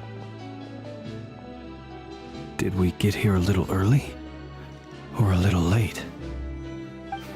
A tad late. The others have already set off. To summarize, our resident moon goddess has found us a new ally, and Boss Nefer has uncovered some promising info. Everything going smoothly on your end? Not great. I don't know how long we can stall them for. The decoys are getting taken out way faster than we imagined. I'm gonna make some more later, but I need a timeout first. I'm so tired right now. Oh, right! Anefa, could you fill in Uncle Varka on what we just discussed with Flint's? Sure. Uncle Varka, you previously told us about how when you went to investigate a source of the Wild Hunt in Amsvartnir, you discovered that it was just a diversion. But according to Flint's intel, several outbreaks of the Wild Hunt had already occurred in Nodcry in the period leading up to that. That was before Rerir had regained his body, when he was far from regaining his full strength. In other words, in theory at least, he still lacked the means to act in two places at once. Flint's, with everything that's been happening, the Lightkeepers across Nodcry are rallying to fight back against the Wild Hunt. They're gonna need your help. I know, I'm sure you're capable of coming up with something far more effective than decoys. But for now, you should stay here and get some rest. Anefa and I will head back over to Amsvartnir to see if there's anything I missed. I told you Uncle Varka would say that, didn't I? A deal's a deal. Not a word about my snack intake for the next week. Database updated. Reliability of Aino's predictions increased. What does that mean? They were betting on how you'd respond after hearing their intel. It's the obvious choice, isn't it? That's hardly worth betting on. We already decided that Anefa should go investigate the situation over at Amsvartnir on her own. You might as well stay here and keep watch.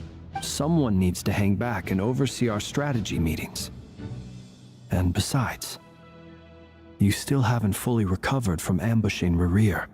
So I've ended up with the easiest assignment. Well, I appreciate it, everyone. See you when you get back.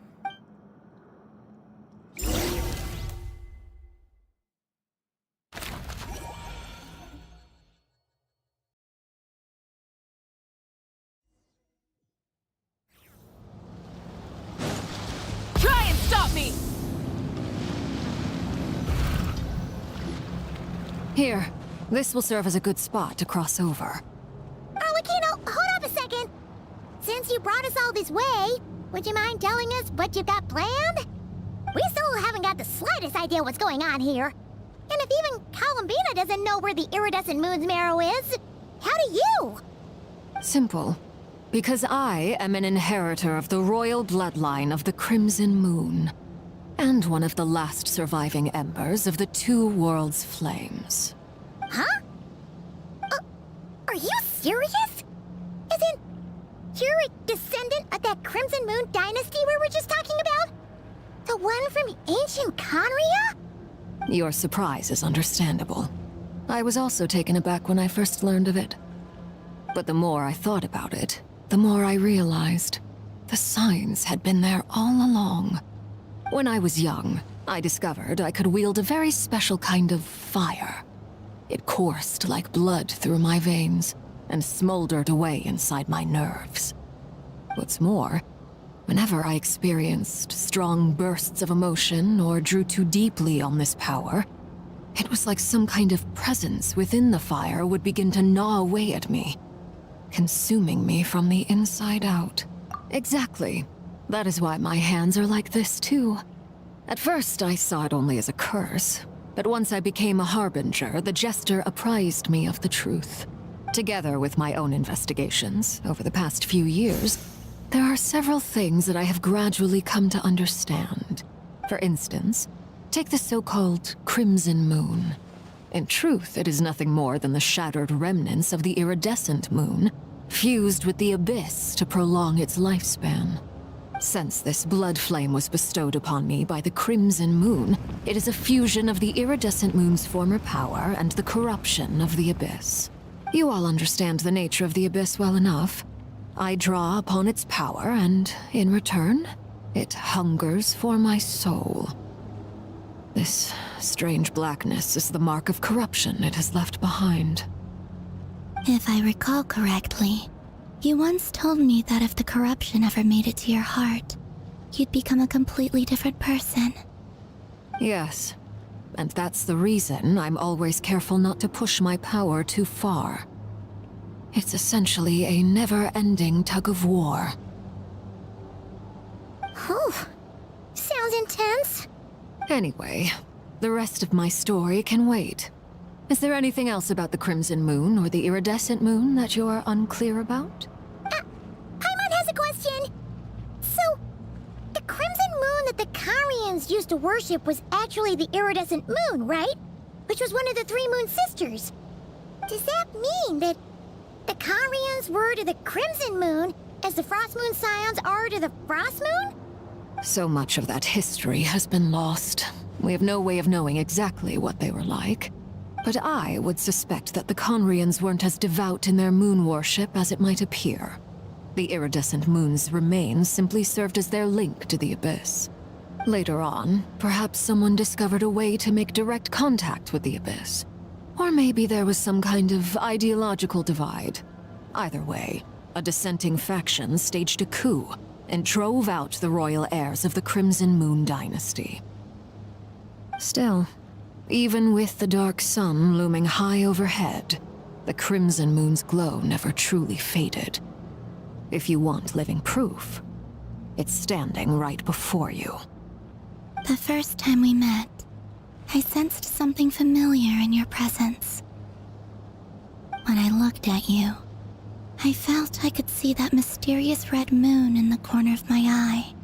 In your flames, I saw its broken image, surrounded by a strange black aura. Well, I appreciate that you kept it to yourself.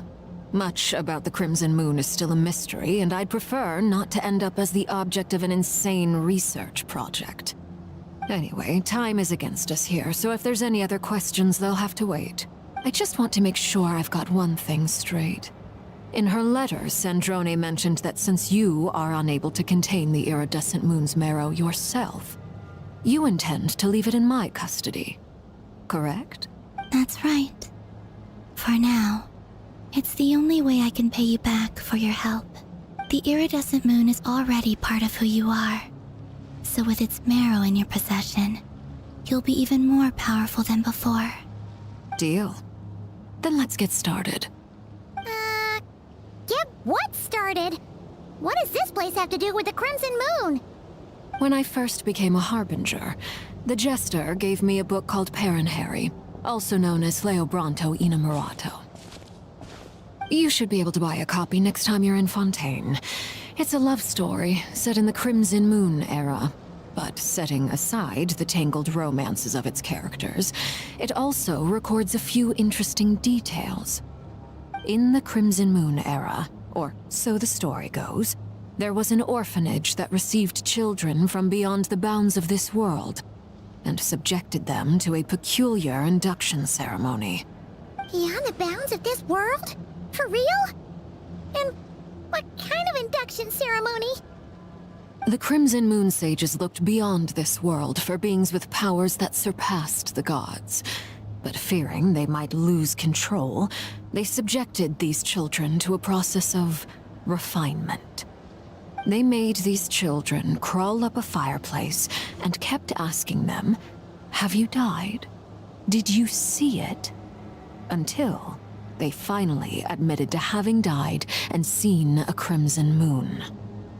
The adults embraced the children who passed the ritual, telling them, "Within the fireplace, you have traversed the flames between two worlds. Here and now, you are born anew." The book leaves much unsaid, but I suspect that this was their way of branding the children they had enrolled, leaving an indelible mark upon them so that they would forever live in the Crimson Moon's light. The Crimson Moon's marrow in this world.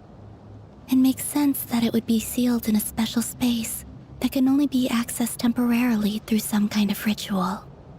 But there's no fireplace here. Do you see a chimney anywhere? Oh, are we supposed to build it ourselves? Okay, fine. Paimon will go find some bricks. That won't be necessary. The fireplace is purely symbolic. The key to the ritual is crossing the flames between two worlds. In other words, the flames that burn within me. Those burned away by such flames leave behind a kind of ghostly afterimage in the world. In the days of Conria, people believed they could be used to bridge the gap between the two worlds of life and death. In short, I can open a passage to that space for you. That's the easy part. The catch is I'll need to stay on this side to keep the passage open, so I won't be able to come with you. Once you're inside, you'll have to find your own way. Very well. Then I'll open it up. Traveler, spare me a little more moonlight if you would. I may need it.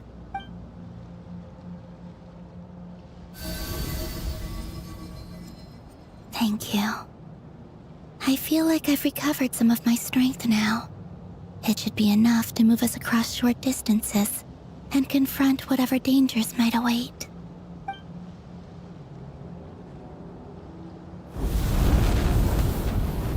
Mistress of the seven hues of ages past, great mother of the present, crimson-clad sovereign of the two realms, by fire severed, by fire renewed, I offer myself now and beseech your descent.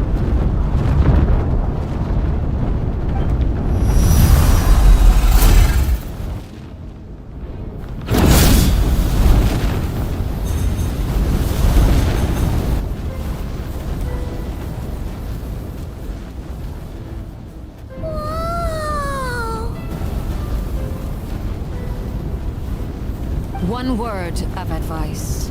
As you're crossing over, no matter what voices you hear, do not answer. Got it. I sense a sinister gloom inside, but also the familiar light of the moon. I feel that I am about to meet an old friend who has changed beyond all recognition. All right, let's go.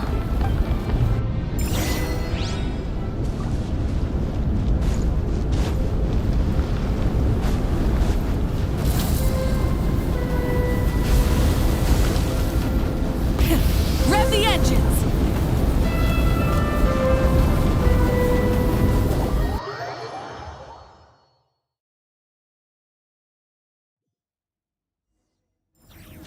I sense your presence and craving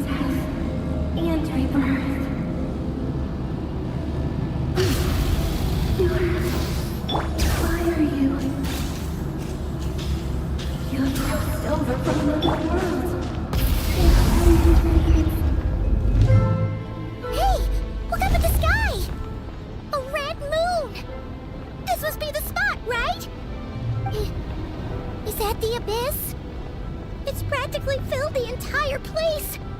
What now? What a tragic sight. Fragments of your broken body, seized by the abyss, and hung up aloft like mummified remains. Iridescent moon, was this truly what you wished for? Careful! There's something spooky about this place. Feels like something is lurking in the fog. Haimon's right behind you. Whatever you do, don't run off without her.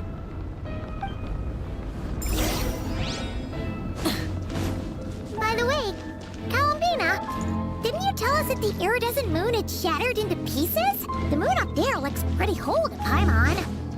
How is that possible?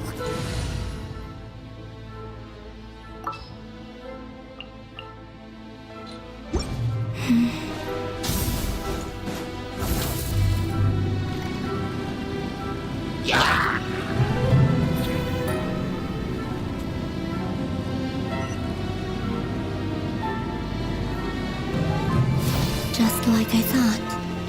It was only a facade.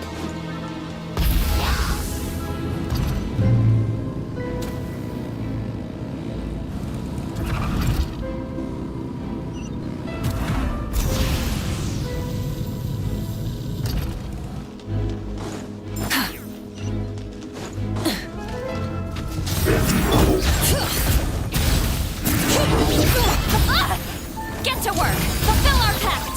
Wrath from the skies!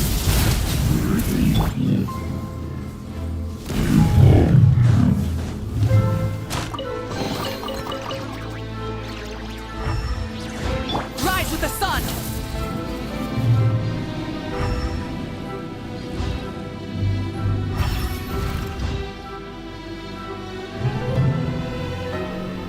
Huh? Huh? For real? That's way too high! There's no way we'll be able to reach it! No. I'm not sensing anything up there. It's coming from under the mountain. Let's see... Ah! There's some kind of weird shadow over the water! Wait, see that? Looks like a mechanism of some sort. Let's check it out!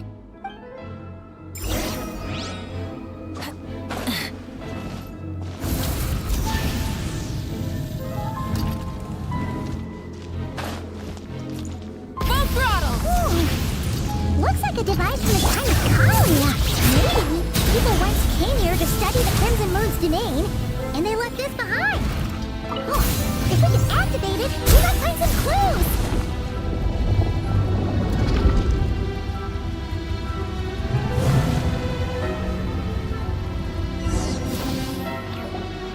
Hey, look at that! Now that the mechanism's running, the shadow in the water looks different. Do you think these mechanisms might be the key to unlocking the secret? Let's try to find more of them! Felindis, we'll leave the rest of the research in your hands.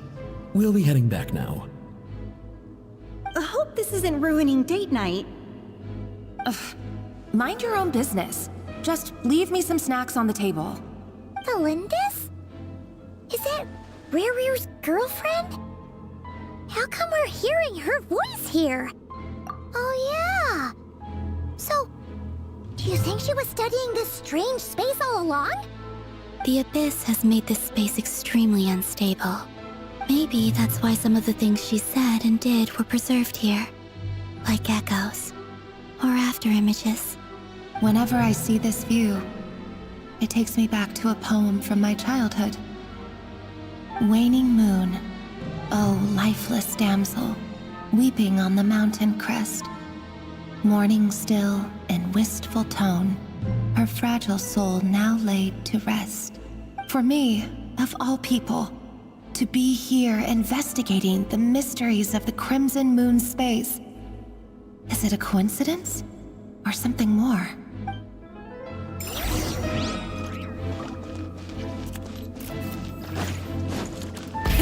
Rev the engines!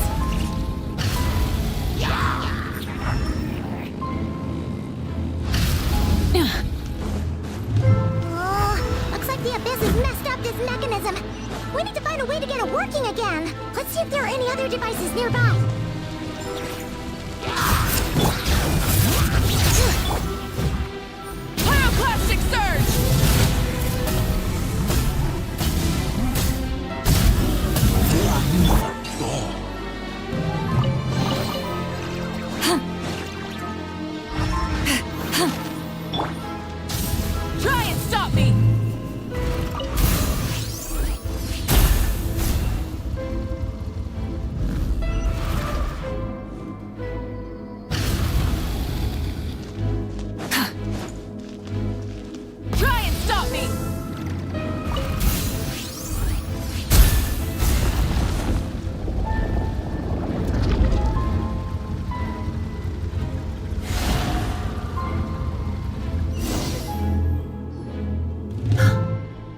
see. So the moon marrow, or rather the power of the 3 moons, is the key to unlocking. If it really does exist, then maybe this madness can finally be put to an end. Full throttle!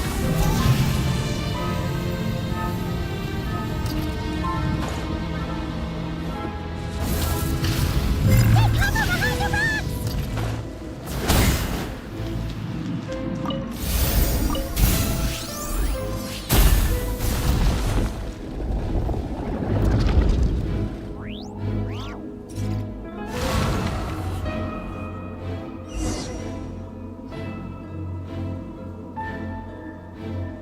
With the Abyss inhibitors in place, I should be able to access the chamber with the moon marrow.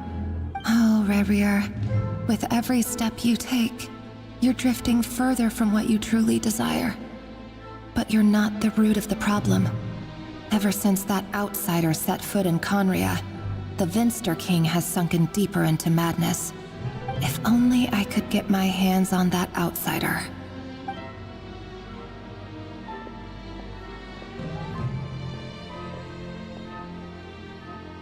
Hey look! The moon's reflection is back to normal! Elendis' voice mentioned a chamber with the moon marrow. Do you think maybe it's hidden in the moon's reflection? It must be. For within it, I sense the fragile aura of a dying soul. Then there's no time to lose! Let's go!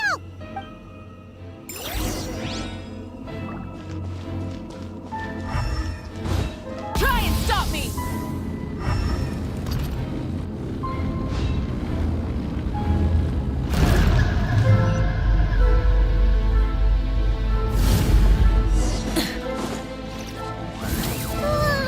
These things are so creepy! Looks like we'll have to destroy them if we want to get to the iridescent moon's marrow!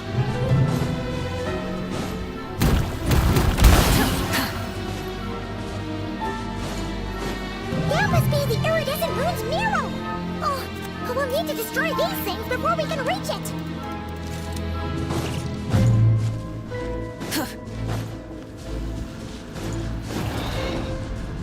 Burn it down! I'm going in! You two! Time to end them! Get to work! Wrath from the skies!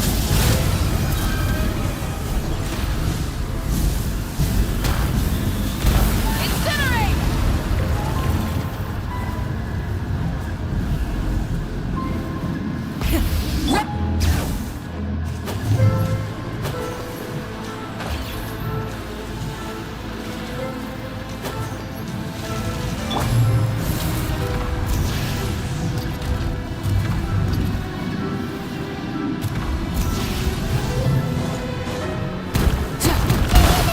We're so close! Full throttle! Bring it! Suffer the wrath of Eastleigh!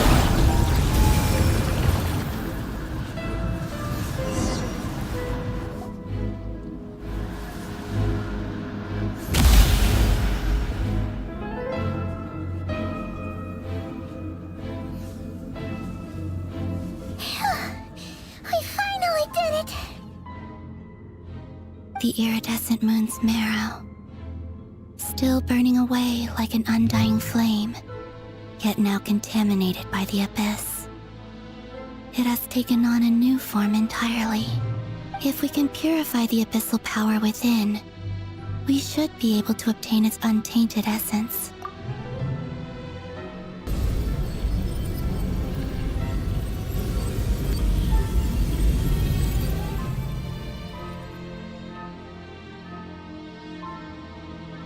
It's so cold.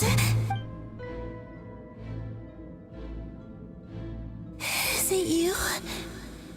Are you here? Huh? Are you talking to us? At long last, I can see you once more. Our fates have crossed, and I am finally free. I'm sorry, I lied to you. Even even knowing what was to come, I still couldn't let go of the fear in my heart. As death drew near, the moment the moon shattered, my body began to split apart piece by piece. Like I was being cut into pieces by 1,000 blunt blades. My thoughts scattered as the cold crept in. But I could not bear to fade away like that. Tell me, what was it that brought you to us all that time ago? If only I had possessed your courage, then I might have been spared this torment more painful than death. You look so puzzled. That's how I felt too when I first saw you. But trust me when I say that everything happens for a reason. Farewell, Hypo.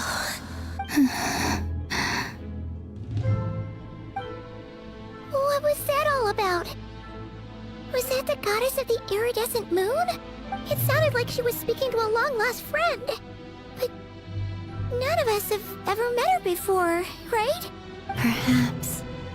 She took me for the goddess of the frost moon she once knew. For a fading soul like hers, our auras must be too similar to tell apart. But anyway, we've got the iridescent moon's marrow now. That should help you regain your strength, right? All right. Time to leave this place and meet back up with Arlecchino. Let's...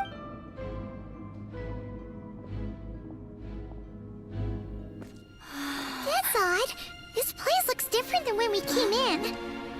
Waning moon, oh lifeless damsel.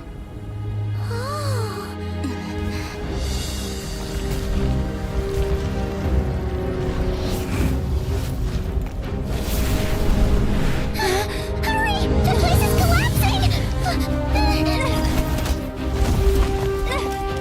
It wants to trap us here. Who's it? The Abyss? Now we've taken the moon marrow. All that's left here is a dark will. It will show us no mercy.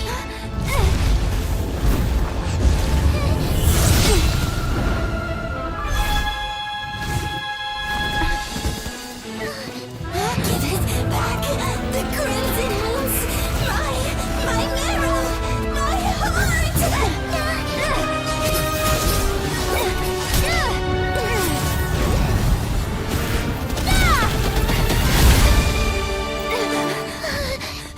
Finally! Huh? Oh no! The exit's blocked! They're back! Now what do we do? This is where you fall. Witness my rise. What are you waiting for?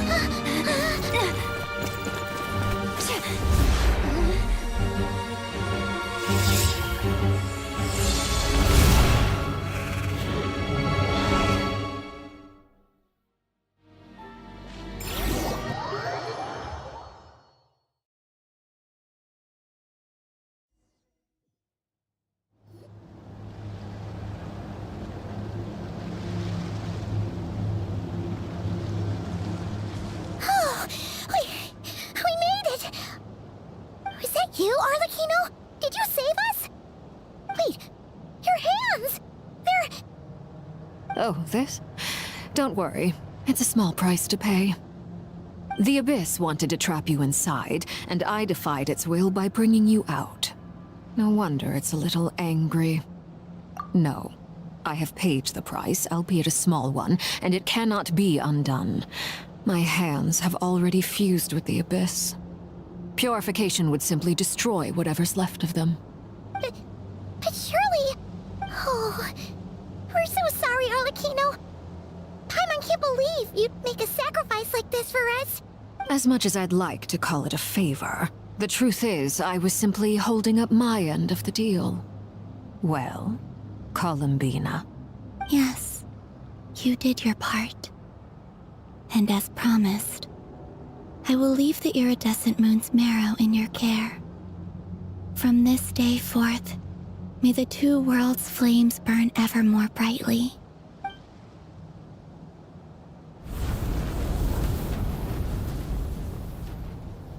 I'll take that as a blessing. Now, Columbina, give me your hand. Accept this moonlight I offer in return.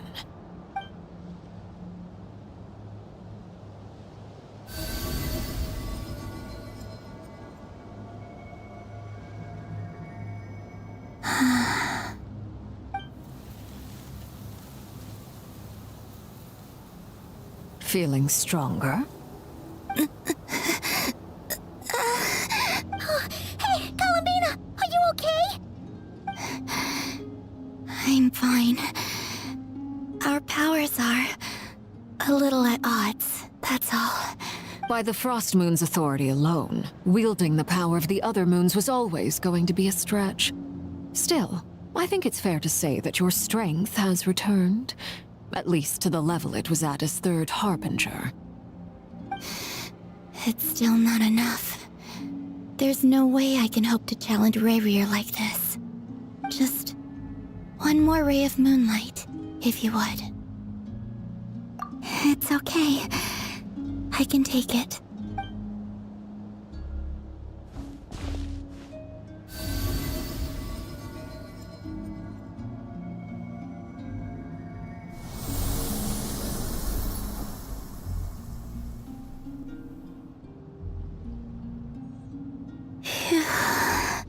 How about now? Fighting fit? At the very least, I won't have to stay hidden like before. I want to see him gone from Nodcry. The Rayrir of Solnari and his wild hunt must be sent back where they belong. Well, it's good to have something to aim for. You certainly seem more alive now than you did earlier. When I first met you, you didn't strike me as a ray of moonlight. More like a wisp of fog drifting in from who knows where, ready to scatter at the first sign of a breeze. But now, you're full of vitality, just like the Frost Moon, once the brightest of them all. May you keep shining, Columbina. This is who you are. Thank you. Look after yourself too, Arlecchino. I know you have plans of your own, and that's why you're always seeking to grow stronger. But whatever you're after, don't let the Abyss take a hold of you. I do not wish to see you go down the same path as Rayrir. I appreciate the concern, Columbina. Although perhaps it's time you took a new name. A new name? Kutar, the Moon Maiden, Columbina. They're nothing more than code names. They describe who she is and the roles she's played, but they're not her real name. We often use code names in the House of the Hearth, too. But it's knowing your real name that keeps you grounded. Up till now, you've been living a wandering life, so you've probably never really cared. All I'll say is this. Once you've defeated Rayrir, give it some thought. All right, that's it from me. I'll get you back safely first, then go meet up with Sandrone. You're the best! I appreciate the gesture. It speaks to your good character. Anyway, let's get going. There are more urgent things to do right now than trade compliments.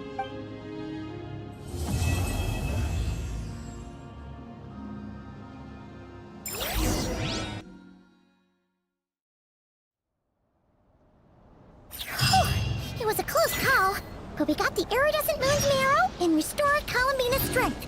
And that's all that matters. In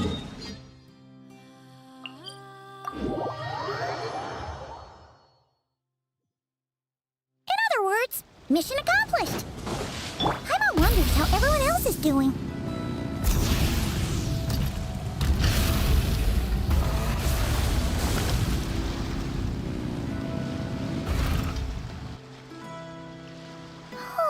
Do you think the others are making good progress? Hope it's all going smoothly. Huh! Hey, look! They made it back as well! Prince! Lalma! How did it all go? All is well, thank you. Nefer and Yehoda had to stay at the curatorium to wrap things up, so they won't be joining us for now. I ran into Miss Anefa and Miss Aino on the way back. Their work is still in progress, so I suspect they won't be back for a while either. You seem rather cheerful today, Mr. Flintz. I certainly am. I achieved what I set out to do and came away with more than I bargained for. Fighting alone can get quite tedious, but I had the good fortune to run into a pair of brave young warriors. We meet again. How have you been? Albedo! What are you doing here? That would be a natural assumption to make. It's also the correct one. These two courageously lent me a hand while I was fighting the Wild Hunt. When they told me they were Servarka's colleagues, it all made sense. And given how people of outstanding talent tend to cross paths, it's no wonder you're already acquainted. So, who's your travel buddy, Albedo? Why don't you come and introduce yourself?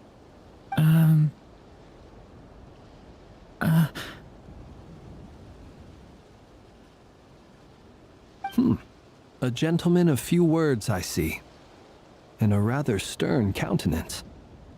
I presumed you were acquainted with him. Is that not the case? It's nice to meet you. Again. We've technically met before. Wait a sec! You're Minnie Durin! That's right. It's me. I'm glad to see you again. By the way, he says it's okay if you drop the mini. Yeah, I'm not as mini as I used to be. Interesting, isn't it? The first step towards blending into human society appears to be reflecting on whether one's name really reflects who they are. Wow! You look so different! In a good way, of course. It's great to see you looking so healthy. Thank you, Paimon. And although you're as mini as ever, I understand that diminutives don't always convey endearment. I'll be sure to simply call you Paimon as a sign of my great respect for you. Wow! You're such a smooth talker now. Paimon could get used to this. From now on, you may refer to her as your esteemed guide, Paimon. Personally, I think our little Paimon is the perfect size. When people call her Little Paimon, it's just because she's so adorable that they can't help themselves. If that's not a sign of endearment, what is? You're absolutely right, Miss Lauma. My brother still has a long road ahead of him when it comes to understanding human relationships. Anyway, speaking of long journeys, didn't Columbina, leave with you? How come she isn't back yet? She's been catching up with old friends. Wouldn't be surprised if she stopped for a cup of tea or 10 on the way back. Uh-oh. People are talking about me. Hope it's nothing negative. Judging from your expressions, I'm guessing it all went well? It's getting crowded here. I'll go grab some chairs. No need. This is a job for an alchemist. I'll whip some up momentarily. Thank you for your hospitality, ladies and gentlemen, but I was merely escorting my friends back. I'll be meeting Sandrone shortly, as we still have some things to discuss. It's been a pleasure, everyone. But this is where I'll say goodbye. We really appreciate your help. Oh, come on. Spare the formalities. I'm just glad I could help out some true friends. I understand.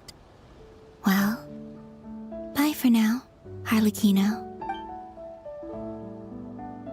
Oh, this place is hopping. It's probably a good thing one of us left.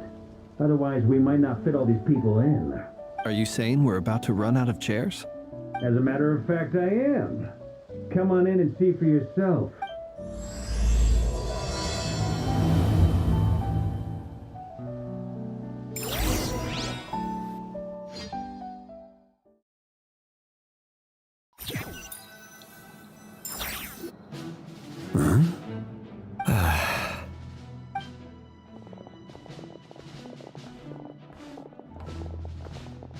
I overheard your little chit-chat outside, by the way.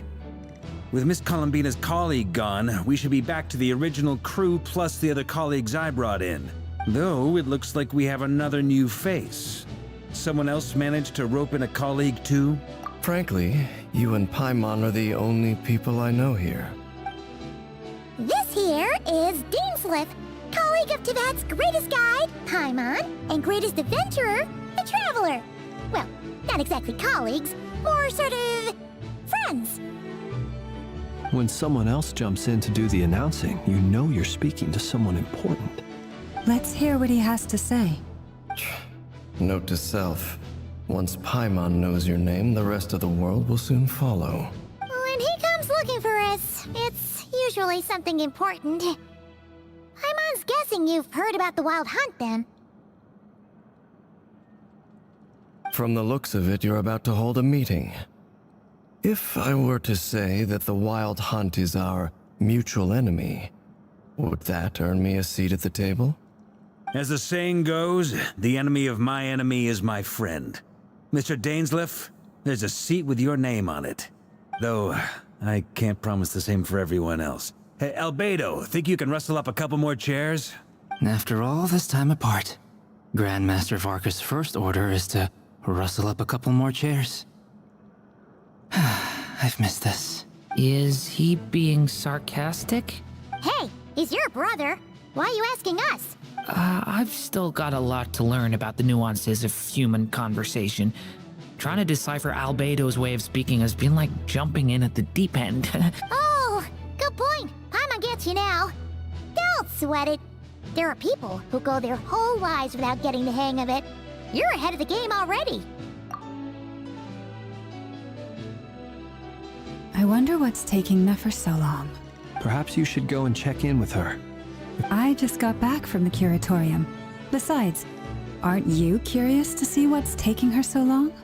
Miss Nefer doesn't strike me as the type to share secrets. And since gathering intel is her specialty, I'm guessing she'd prefer to keep her methods confidential.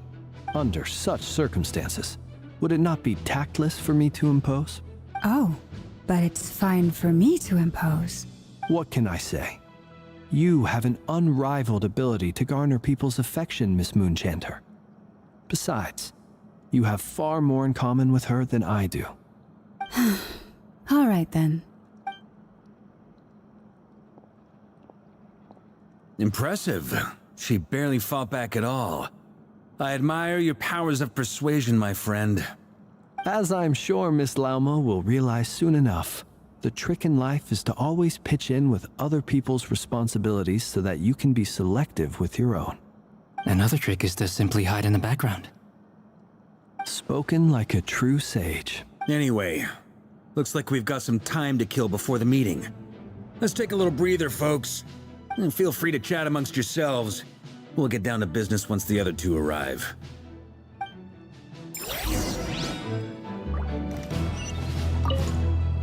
You're both awfully quiet.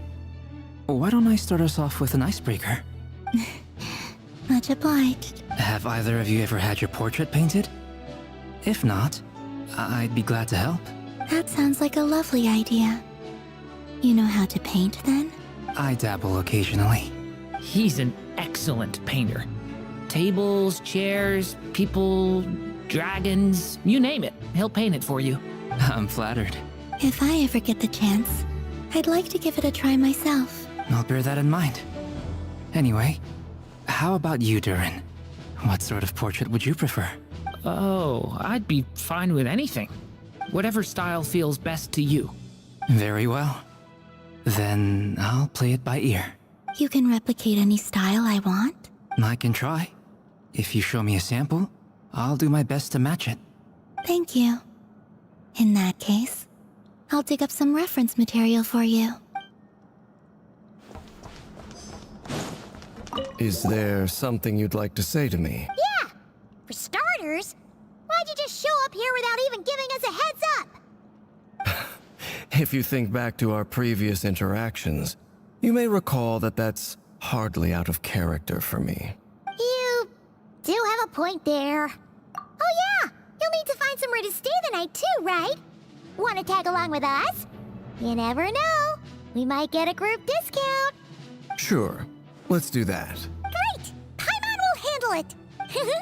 And in return, we can get Dainsleif to be our very own personal bodyguard. If that's what you had in mind, you should have said so sooner. I'd be happy to help. Oh, okay then. Paimon was only kidding, but good to know. Anyway, since we're all here together, we might as well watch each other's backs. That's just what friends do, right? Indeed. Thank you.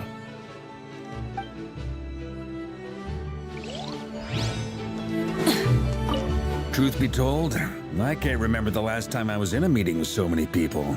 You're not alone there, my friend. The Lightkeepers also struggle to bring everyone together for a serious discussion. I don't doubt that. I've only ever met two Ratniki, one being you, and the other being that young guy, Itlua. Itlua is a good apple. I'll give him that. He's kind, honest, and regularly delivers supplies to my lighthouse. A true Ratnik to the core. In that sense, he puts me to shame. So you're what? A fake Ratnik? That's what it sounds like you're saying. But I get the feeling that's not quite what you meant. Come on, why the awkward silence? Sorry. I'm not even gonna bother trying to hide it. You've known all along, haven't you, my friend? Now that was an awkward silence. Let's just keep this between ourselves. Probably best if Itlua doesn't know, huh? That goes without saying. Gotta be careful what you share with youngsters, after all. Anyone else in the know? Let me guess. The Traveler and Paimon? It's dangerous being too sharp for one's own good, you know. Then, in the name of the Animo Archon Barbados himself, I swear, your secret's safe with me. When we went for drinks, you said that you and Barbados were practically best buds. In the light of that claim, do you really expect me to take your oath seriously? Of course. Just as long as you don't go spreading around the fact that I'm close with Barbados, all right? Fair enough, then.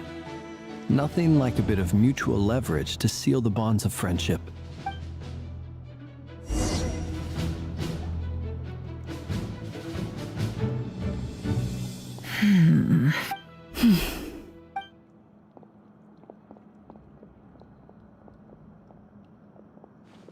Ah, Miss Nefer. You made it after all.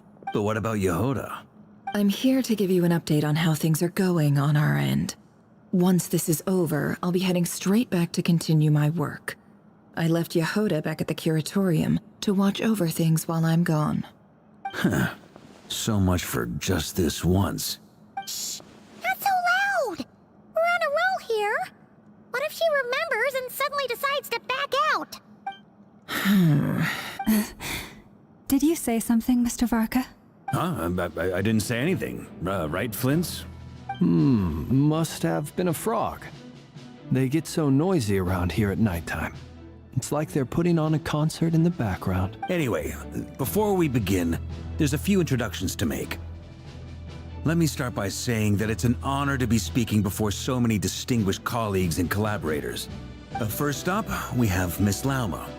As Moon Chanter, she's the leader of the Frost Moon Scions, a local religious community in Nodcry. Then there's Miss Nefer, boss of the Curatorium of Secrets, an intel gatherer extraordinaire.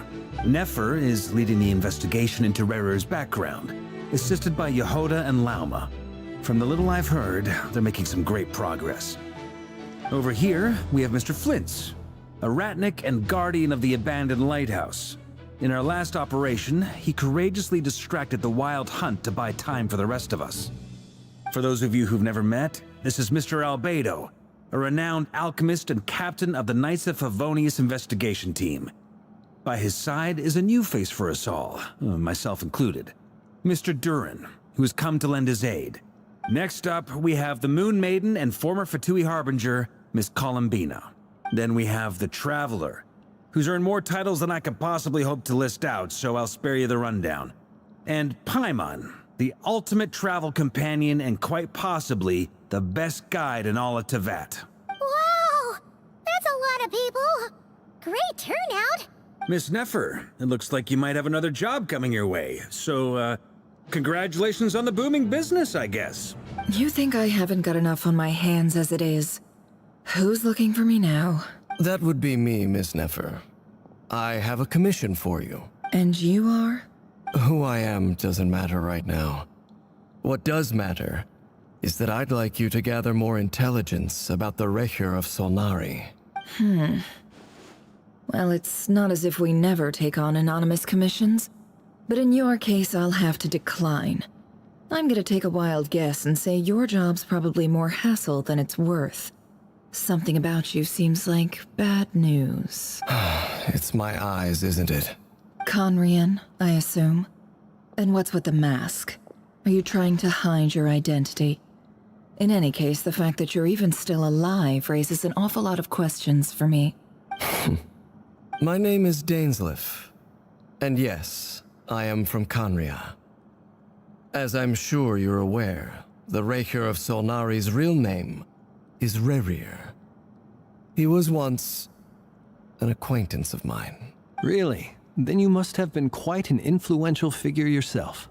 You flatter me, but none of that matters anymore.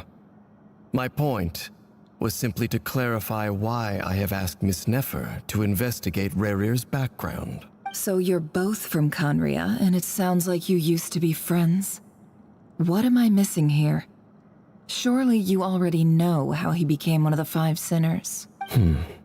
I'll tell you everything I know. The history of Conria, the names and identities of the Five Sinners. I remember it all like it was yesterday. I have never spoken openly of this before. But the truth was exactly as people say.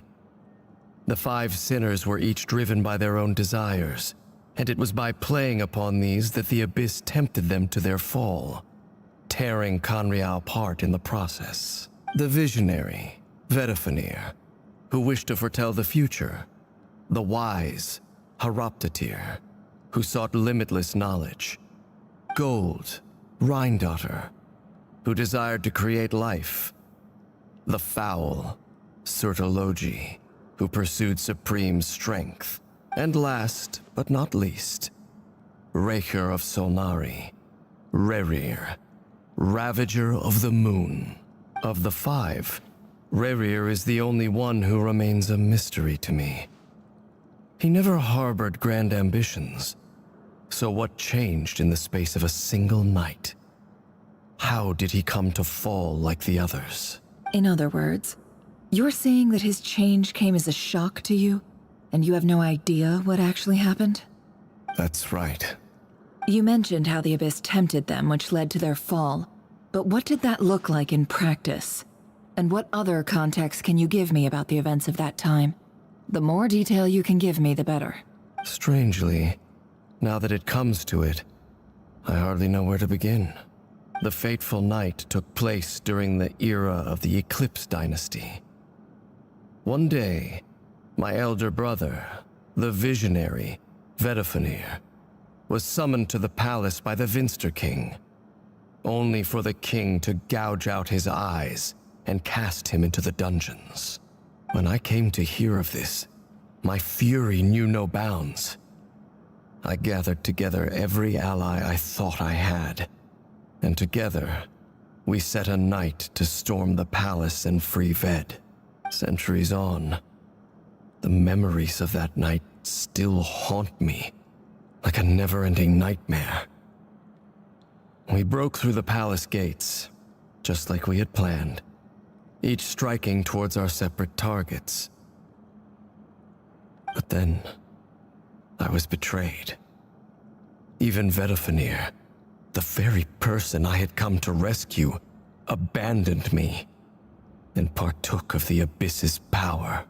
So, it's personal after all. Then tell me, Mr. Dainsleif, what price are you willing to pay? You, of all people, must know that nothing comes for free. I cannot say what price would be worthy of such a commission. But know this, Rerir was not always a madman. Believe it or not, there was a time when he was just an ordinary man, working for the Conrian Intelligence Service. Uncovering the truth of Rerir's past is the only way to unravel this mystery. But before you decide if you will accept my commission, I will tell you more about him. Enough, I hope, to help you plan your next move. Sounds pretty good to me. Feels like we just flagged down a random passerby, only to discover he's actually a master strategist who has a score to settle with our enemy. Can I borrow your halo? It could be useful in the lighthouse. Hey, enough with the wisecracks! Besides, isn't that lamp of yours bright enough already? Relax. It was meant to be a compliment. If that was a little over the top for your liking, I'll make sure to tone it down next time. I'll give your proposal some serious thought, Mr. Dainsleif. Let's speak in private once the meeting is over. Before that, there's a few things I'd like to share.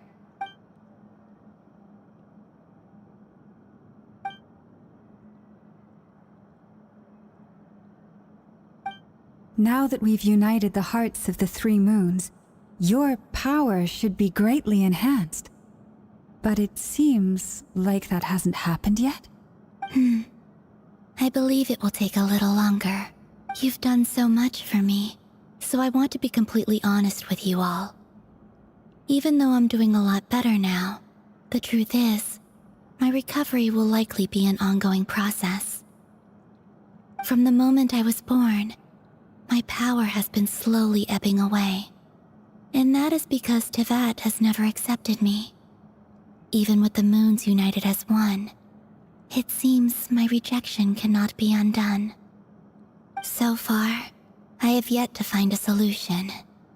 It may turn out to be a problem that will plague me until the day I finally leave this place behind. Even so, I will do everything in my power to help you drive out the Ray here of Solnari. As Arlecchino put it, this is not about chasing the spoils of victory.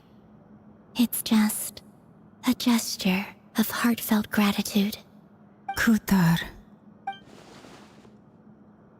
Defeating the Ray here of Solnari will be no easy task. While my strength slowly recovers, we'll also need to gather more intel. Naturally. We should take all the help we can get if we hope to defeat him.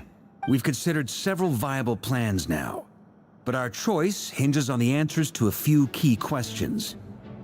Is it even possible to kill Rerir? What experiences shaped the person or monster he became? And what's he really after? Given Albedo's expertise in alchemy, I think we should leave him to try and answer the first of these questions. Understood.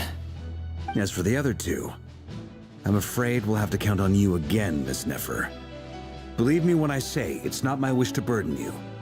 But right now, relying on your skills is our only option. So you're placing all your hopes on me, huh? We can't thank you enough for agreeing to help us. Honestly, I can hardly believe how lucky we are. You sure have a talent for changing your tune, Miss Moonchanter. Timid like Yehoda one moment, then flinches insincere flattery the next. Ladies, please.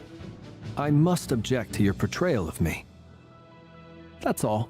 Feel free to keep bickering. Just pretend I'm not here. I almost don't want to leave this room. I'm curious to see how this plays out. I have faith in you, Miss Nefer. Something tells me you'll stand by us until the very end. Oh? And what makes you so sure of that? What if I suddenly decide that my compensation is insufficient? This isn't about the money. I can sense that you've got a deep-seated distaste for Rerir. And knowing you, that alone is motive enough. Look at them getting along so well. Like two peas in a pod. And I'm the one they accuse of insincere flattery. There is no justice. Miss Lauma, you have to understand something. Unlike you, I don't actually enjoy having everyone's hopes on my shoulders. Is that right? Well, maybe the fact that I'm willing to put my hopes in other people says more about me than you. But the fact is, I also trust you. And that's because I know that you're someone we can count on. Anyway, we've got our plan, so let's get moving. Mr. Dainsleif, let's talk. And Traveler, once we're finished, if you've nothing else planned, I'd like you to come with me. This whole experience is teaching me a lot. For instance, I now know that when other issues come up in the future, I'll have far more luck getting Lauma to convince Miss Nefer than trying to do it myself. Hate to say it, friend, but that's one of the funniest things I've heard in a while. Why? You think I've got it wrong? Quite the opposite. But what makes it so hilarious is how long it's taken you to realize.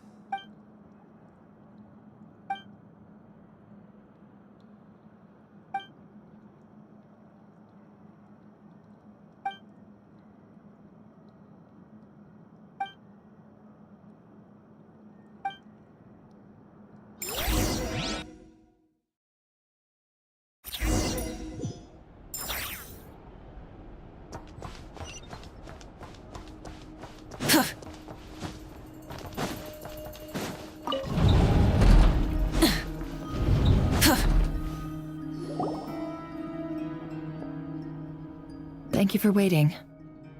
It's okay. We actually used the time to help Dainsleif get a room at the hotel. That's very considerate of you.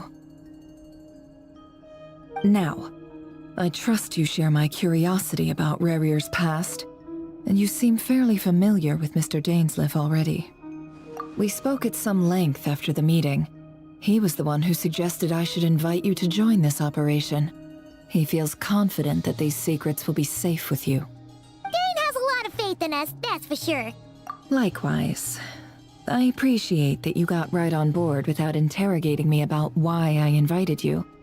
It shows that you trust me to explain everything in due course. That's because we know what you're capable of. We appreciate you too, Nefer. You might have been forced to help in the beginning, but this time, it was your choice. That's one way to put it. Another is this, that once a decision's been made, it's set in stone. After that, my only goal is to see it through. Alright, so here's how it is. I'm going to access Rerir's thoughts again using my confidential method. Now, I'm sure you've seen things like this before on your travels, so you're surely well aware of how dangerous it can be. The reason I've gathered you all here is to ensure my safety during the proceedings. I plan for us to enter the fragment of his consciousness together, and once inside, I will focus on searching for information. Think of this as a diving expedition into someone's brain. If I'm the diver, you are my safety equipment, tasked with keeping me alive while I'm under the surface. Once the ceremony begins, we will all be spying on privileged information. But in the interests of safety, you must remain absolutely silent at all times. We will discuss our observations after the ceremony has concluded. Lastly, any individuals of a weaker constitution are advised not to partake in the ceremony. In any case, Paimon has her own job to do, which requires staying in the room but not joining the ceremony.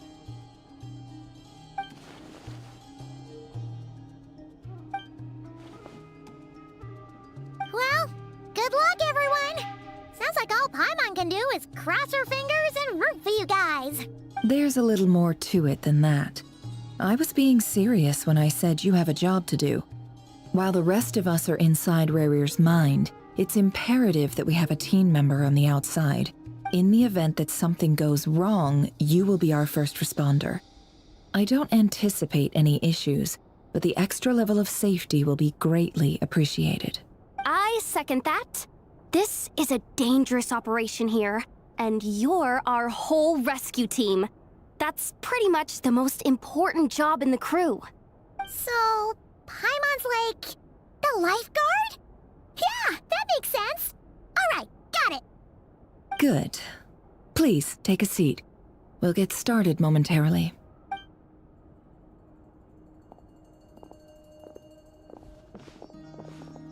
So, did Mr. Dainsleif tell you anything else? He told me that he believes Rerir kept some big secrets in his life. He's not sure that they were the cause of his eventual downfall, but he's asked me to uncover what those secrets were all the same. But surely you're not planning to go through with this, no matter the cost. If you think that, you'd be overestimating me. I'm a businesswoman, not a mercenary. But I do have my own professional reasons for taking this job. You think I'd turn down the opportunity to get a first-hand glimpse into Conrian history? No chance. Well, as long as you don't let morbid curiosity get in the way of safety concerns, we're good. We'll do whatever we can to help you. You're such a killjoy.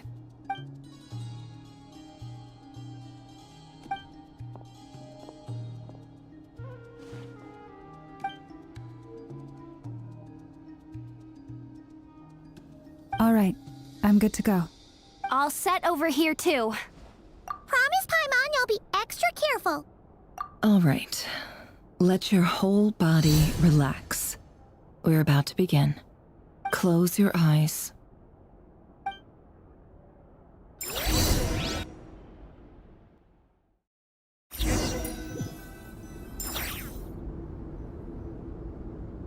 Phew.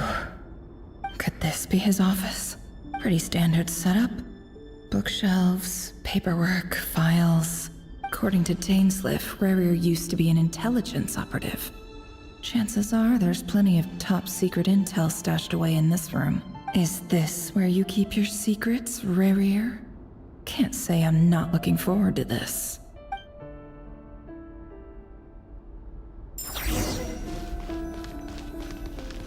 He looks even gloomier than last time. I wonder what's changed.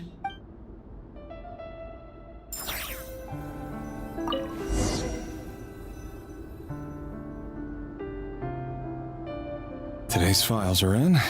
Time to wade through them, just like usual. Male, 51.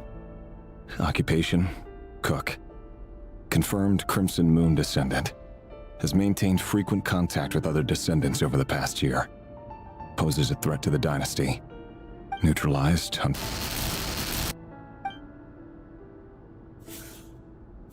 This one should be archived under purged targets. Female, 23. Occupation, office clerk. Confirmed Crimson Moon descendant. Has maintained frequent contact with other descendants over the past year. Poses a threat to the dynasty. Neutralized on... Another one for purged target. Sounds like she was that other man's daughter. Never mind. What's it got to do with me? Male, 40. Occupation, teacher. Confirmed Crimson Moon descendant. Has been observed making contact with other descendants during the past year. Poses a threat to the dynasty. Neutralized on... Just another nobody for the archive. Come to think of it, I remember surveilling this man. A case like his never would have been considered a priority in the past. Huh. He barely even interacted with other Crimson Moon descendants. Female, 16. Occupation, none. Orphan and confirmed Crimson Moon descendant. Has been observed making contact with other descendants during the past year. Poses a threat to the dynasty. Neutralized on... Filed. I have no recollection of this girl. None whatsoever. She doesn't seem to be anyone important, but then again, how many of them really are? Female, 13. Occupation, none. Orphan and confirmed Crimson Moon descendant. Has been observed making contact with other descendants during the past year. Poses a threat to the dynasty. Neutralized on... Filed.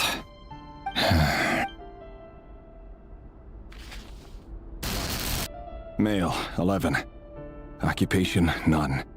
Orphan and confirmed Crimson Moon descendant. Has not been observed making any contact with other descendants during the past year. Poses a threat to the dynasty. Neutralized on...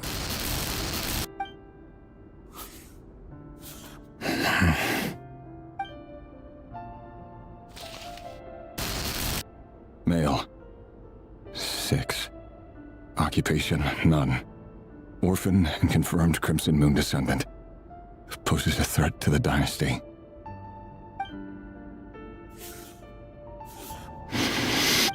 It's funny, isn't it? Your job is becoming both harder and easier at the same time, depending on how you look at it. Sooner or later, the Crimson Moon descendants will be completely wiped out. But as their numbers dwindle, they become harder and harder to track down. That's not how it is. Fortunately, however, most of the able-bodied adults have already been taken care of. The remaining weaklings will be increasingly easy to deal with. No! No. My job is to ensure the survival of the Eclipse Dynasty. And the only way to do that is by eliminating any and all potential threats. It's a perfectly every single one of my colleagues can attest to my fairness. And if my friends were aware of the facts, I know they'd back me up too. Assuming, of course, that they were aware of all the facts.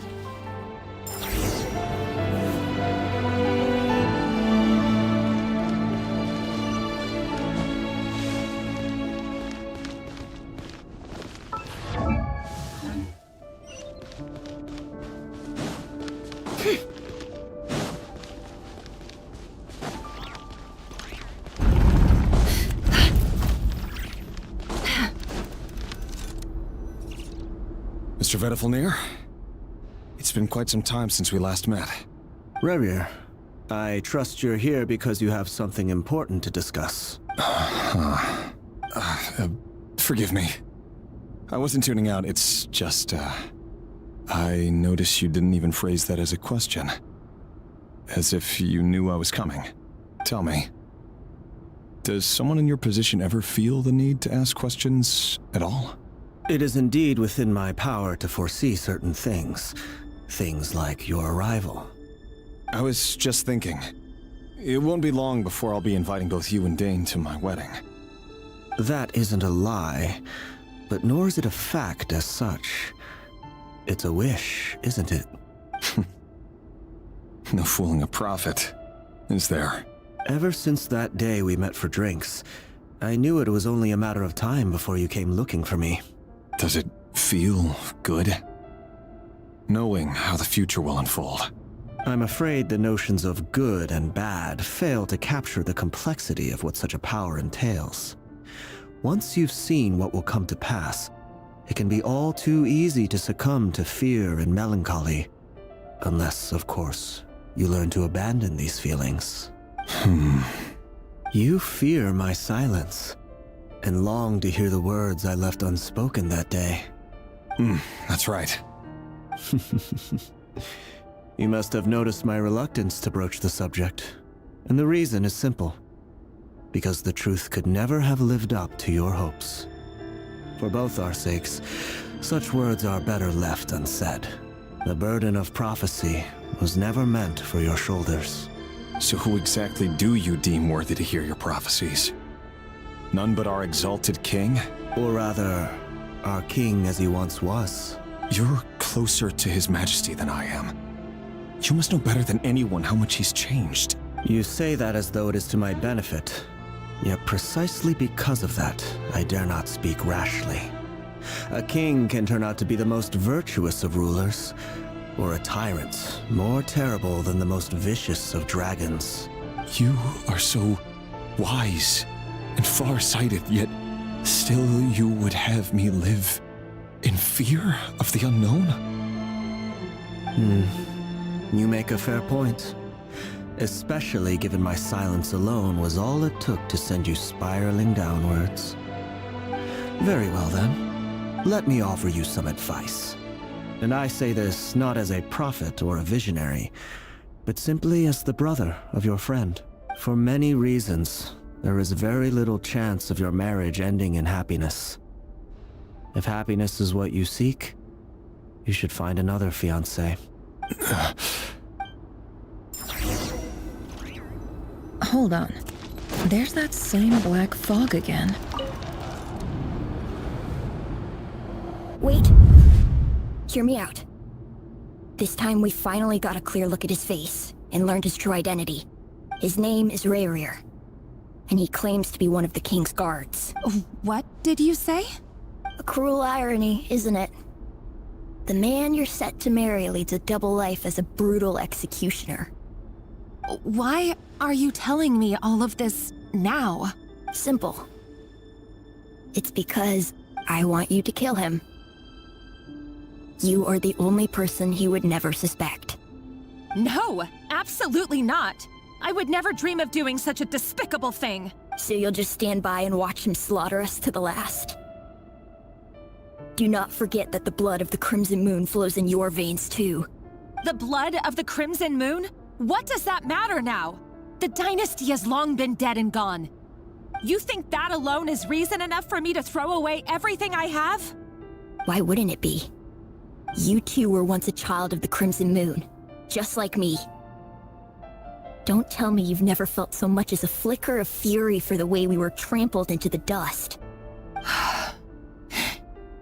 As long as you promise to abandon this pipe dream of restoring your dynasty, I can try to persuade him.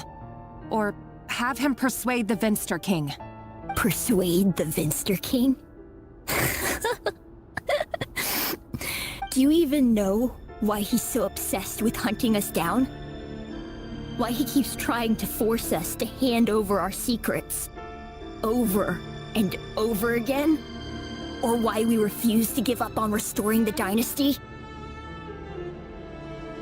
The Vinster King. A blind fool. His eyes clouded by powers from beyond this world. A petty little man with a miser's heart. And he dares to sit upon the throne? Mark my words. Sooner or later, Conria will fall. And it will be his doing. If you can't bring yourself to do it, so be it. Just you watch. It won't be long before calamity descends upon us all.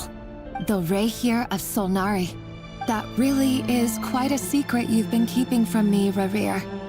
But who am I to talk? Am I really any better?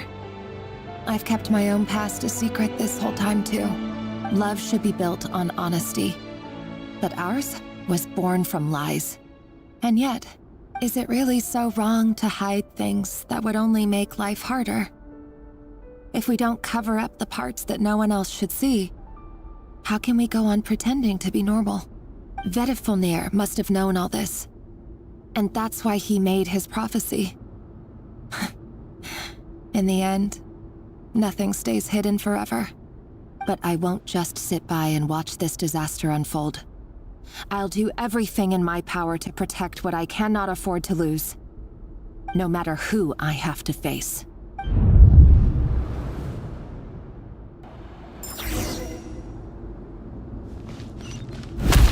Huh? Was that Rerir who just walked past the window? Doesn't it give you the chills that he still takes the same road to work every day? As if nothing ever happened. Those people at the deli. Enough already. They're clearly pretty taken by their own disguises. Just smile and play along. Pull the rug from under beasts like that, and you'll risk having your throat torn out. Deli? Oh. They're talking about us people from the opposition. Right. I'd almost forgotten they used to run a deli. But surely you can see he's not the man he pretends to be! So many have died already, and they say that the king's madness grows with each passing day. We're not going to survive this, are we? But why does it have to be this way? Do we really deserve to die just because of the blood that runs through our veins? Felindis, are you even listening? Sorry, Freether. My mind was off wandering. I heard you, though. You're talking about what Rerir said. He's just following the king's orders. He's a secret agent, and it's his job to hunt down rebels and By the time you first met him, he'd already taken lives. Maybe he was using you from the very beginning. No. Rerir has no idea I have anything to do with the Crimson Moon. My family are only distant relatives of the main lineage, and Besides, my eyes are perfectly ordinary. Truth be told, apart from my teacher, pretty much no one knows I have any connection to any of it. It's been a long time since my family severed ties. But as Orlog said, who could possibly talk sense into that raving lunatic of a king? No one. I'll work something out. Trust me, I'm with you all.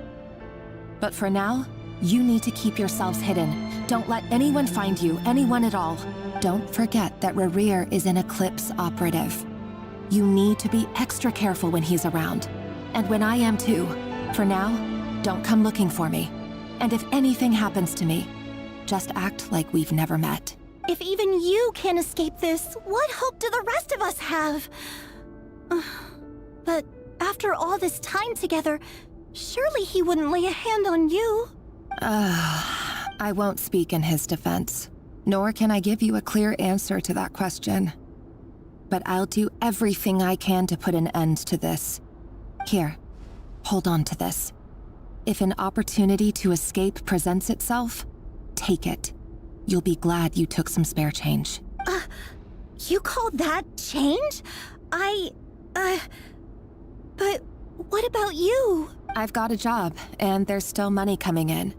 But you can't go anywhere right now. Please think about yourself for once.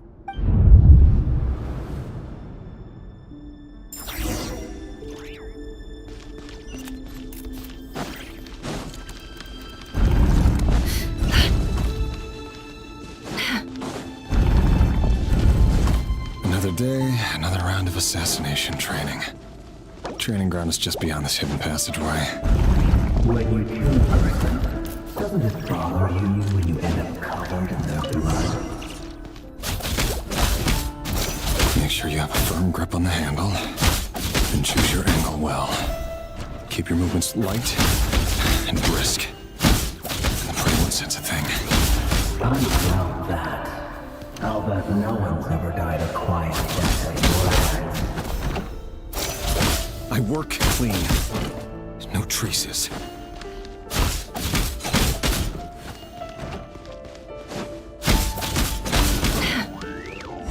That doesn't keep it open without doors. The king is happy since you went down. What needed doesn't. The right to happen. We say, ever since you chose the spell of that power, you only had to take out a handful of the judgment. Now, The ones I dealt with have always been guilty, and I've carried out my work flawlessly.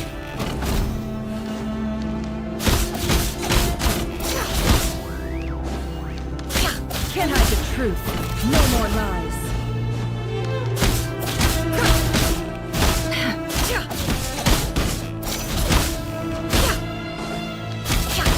It all adds up. you know why someone is such a potato, don't you? Was it because you didn't trust me? Or something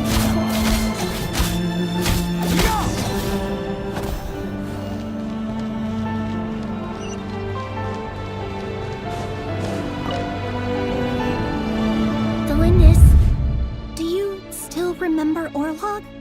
Orlog. The boy who was pretending to sell flowers. You spoke for quite a while, didn't you? Yes, we did. What about him? He was arrested 2 days ago. Chances are he's already dead. He... I just don't get it! After everything he's done, why do you still stand by him? Or does it mean nothing to you that people keep dying? No, that's not...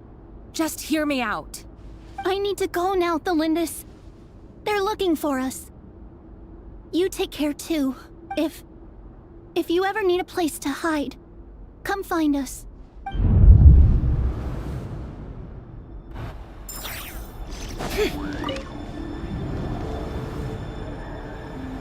Author Delindis. Over the course of this week, the research object was subjected to interference for a total of 47 hours for experimental purposes. The results are as follows. All subjects of observation that were sent inside have now... The situation within is proving more problematic than anticipated. No progress whatsoever. What now? Won't you give me even a glimmer of hope? Things are getting worse by the day. I have to find a way or we'll all be in danger. But I... If all this research comes to nothing, what then? Sooner or later it'll be my neck on the line. But could he really bring himself to kill me? No. Surely he wouldn't have the heart.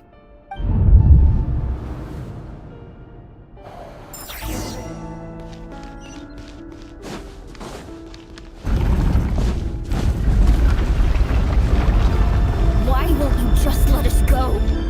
We don't even know each other. All we want is to live ordinary, peaceful lives. You want to live?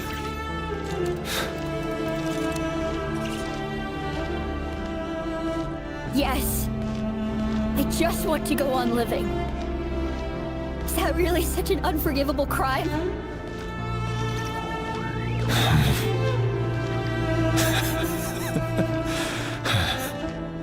You want to go on living. I want to keep living too.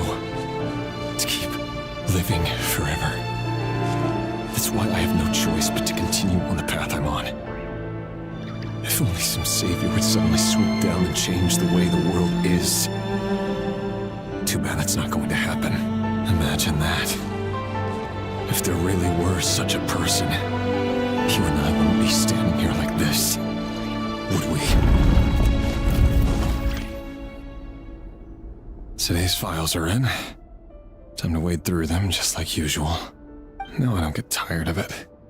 It's my job. And not only am I lucky to have it, I'm good at it too.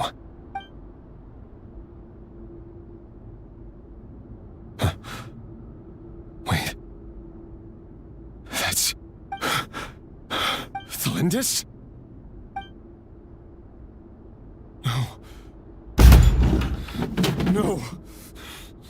No! Why? But you bear no mark of the Crimson Moon. How could you possibly have anything to do with them? It cannot be! A diluted bloodline. Carefully concealed. I see it now. You've been living in the shadows just like me. What a fool I've been.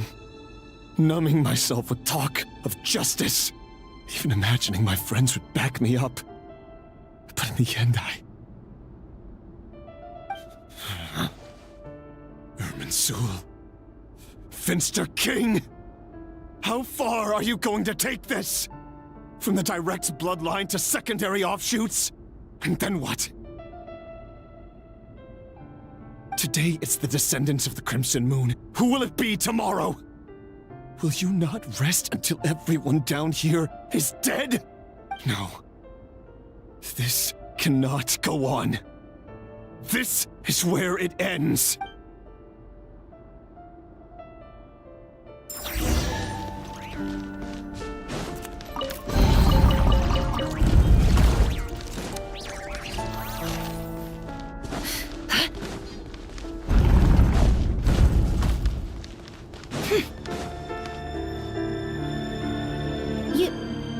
You're really letting me go? I am. As long as you can guarantee that no one will find you. Don't worry, I'll be extra careful. No one will know I was here. But what about you? Me? If you let me go, you won't be able to complete your mission, will you? Good point. In that case, maybe you should stay. No, please! I just want to see the outside world again. To... Go on living? Yes. I know you're a man of your word. So please, just let me go. If I let you leave, what will become of me? Just kidding.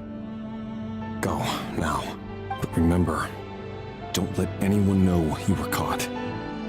We'll be seeing each other again very soon if you do. Even shadows in the dark must live by a code. But you can't save everyone. You've been whispering in my ear for days now, Vedifalnir. What are you trying to do?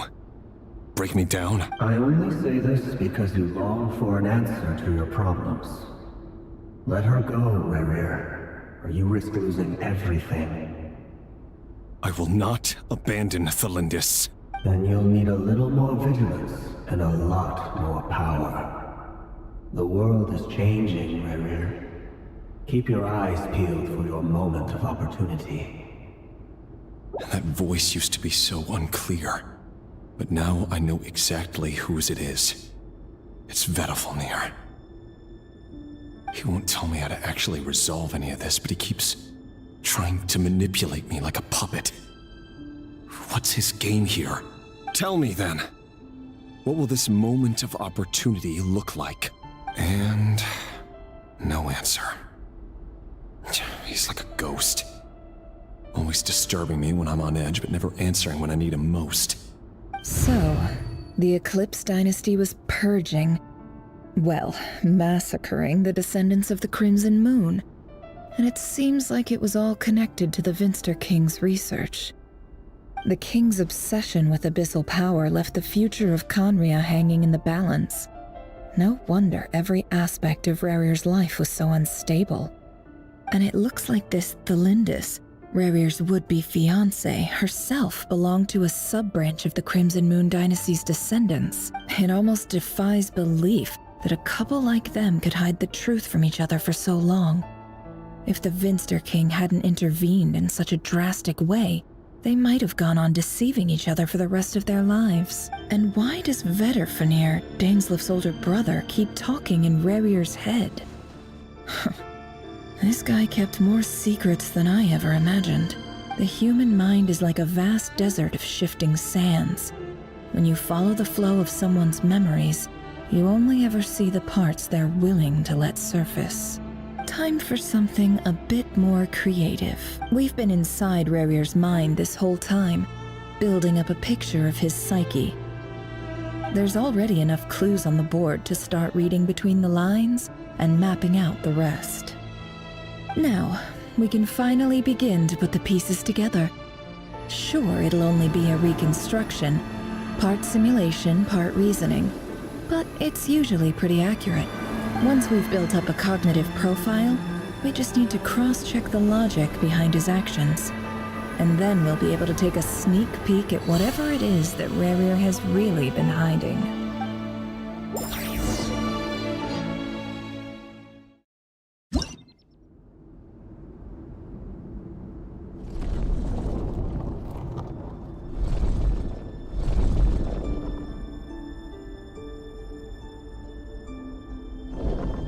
Rerir, are you there?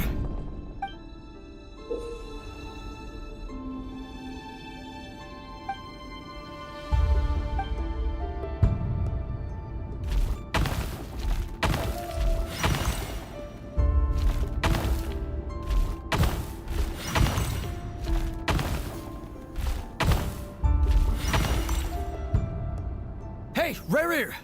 Come out, it's urgent! Dane? What's wrong? Quick, come with me. I'll explain everything once we've met up with the others. Okay. I'll come.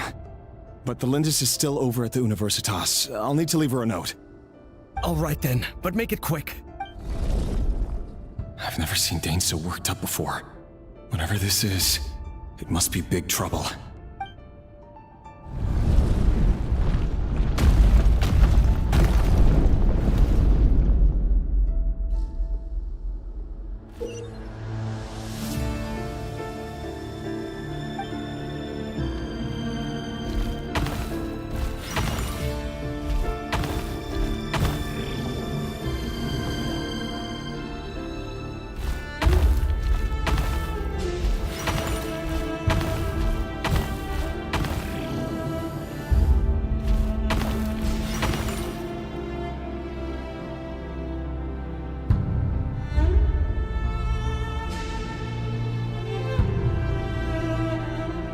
Well, this is a nice change, meeting you all at this hour.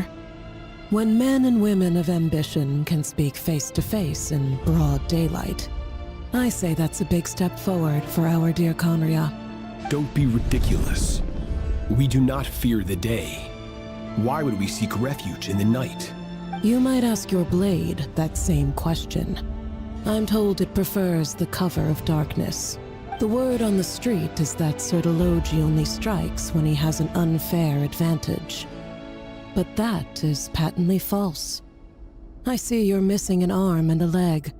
Surely only a fair fight could explain that. If this is your way of offering me replacement limbs, believe me, I'll take them. Oh, we can certainly discuss that. With bioalchemy, anything is possible. Assuming I have your full support in my research. Lunatic. Roptatir, what brings you here? Why, Dainsleif, of course.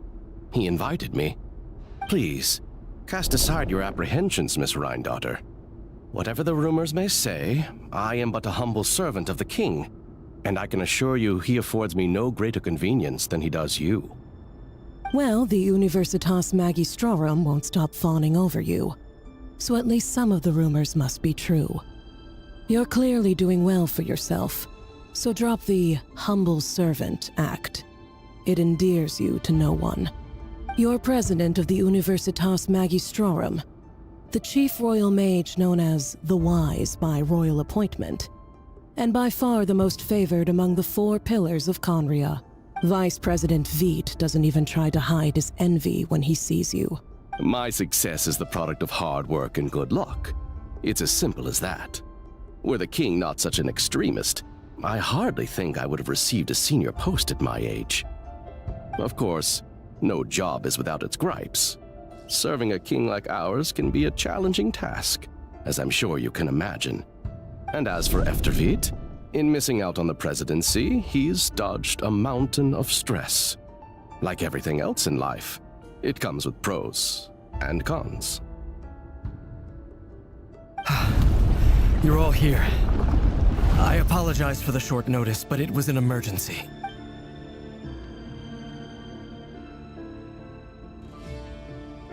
You must be Rarir. Mr. Cerita, yes, I handled your case file during your sentencing. Nothing personal, of course. I'm pleasantly surprised that you remember me. You're clearly a person of substance if you've been invited here. But Dainsleif, you'd better have a very good reason for convening this little gathering. It's my brother, Vedalfenir. After he spoke at the court this morning, the king was so infuriated by his words that he had him blinded in both eyes and thrown in prison. Vedalfenir in prison? Strange. I thought the king trusted him and Roptatir more than anyone else in the world. Does this mean the king's circle of trust just got even smaller? It has nothing to do with trust. It's about what the king wants, which is as clear as day to anyone paying attention. I simply appease him, because it's in the best interests of the Universitas Magistrorum. And also because you're slimy. Vedalfenir, perhaps less so. But still, a visionless visionary? It rather inclines me to think that qualifications are not what get you ahead in Conria. Do you honestly think this is an important discussion to be having right now? Dane, what are you planning to do? Rescue Vedalfenir, I assume. Correct. It will mean storming the palace by force. Tonight. I need all of you on my side. That's far too dangerous. And don't forget, Dainsleif, you're captain of the Royal Guard. You swore an oath to the throne. You've been planning this for a while, haven't you? I have no desire to commit treason. But whatever critique the king may have of Vedalfenir, disfiguring your most loyal subject for putting the best interests of his court and nation first, this is not the conduct of a wise ruler. My blade will force the king to see the error of his ways. So, Vedalfenir's prophecy enraged the king. I'm sure it wasn't what he wanted to hear, but if he won't take counsel even from the visionary, that is deeply troubling news. The extent of His Majesty's madness is now all too clear. The question is, how does a man like me get out of this situation unscathed? You have noble ambitions, Dane. But I'm afraid they don't do much for a guy like me. I'm not interested in saving the world. All I want is a letter of pardon. A letter of pardon? For whom? Thelindis? The chances of the Vinster King issuing a pardon for anyone connected to the Crimson Moon seem vanishingly slim.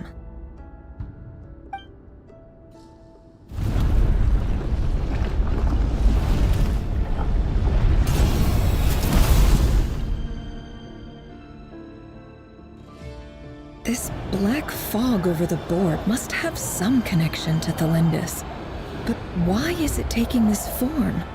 Does it have something to do with Ravir's past? Another mystery I'll need to unravel.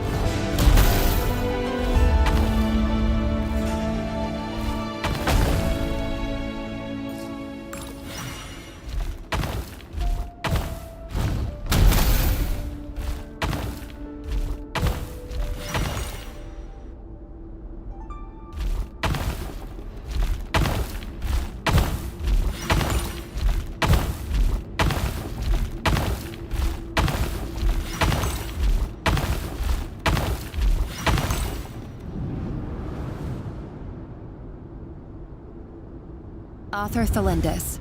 Over the course of this week, the research object was subjected to interference for a total of 60 hours for experimental purposes. The results are as follows. Research dating back to the Crimson Moon Dynasty has established 2 points regarding moon marrow. Firstly, its origins have something to do with a god's power. Secondly, it serves as a portal to an as-yet indeterminate location. Moon marrow can thus be defined as a spatial gateway. However, there are a number of hurdles to overcome before we can answer the question of where it leads to. To start with, opening the gateway requires a specific power source, which the relevant literature indicates an enormous amount of power is then required to keep the gate open. Currently, the total power output of our instruments remains in the single digits. To make matters worse, I am now the only staff member remaining in the Moon Marrow lab. The Universitas Magistrorum recently decided to move most of its personnel into abyssal energy research, this is not a wise move. I have always maintained that placing all our hopes in a single source of power is risky, especially one as poorly understood as this. As well as making ourselves overly reliant on a single resource, we are neglecting other promising technologies. I apologize if this comes across as disrespectful. But as a Moon Marrow researcher, I desperately want to see the world beyond the gateway. If we really made it there one day, what would we find?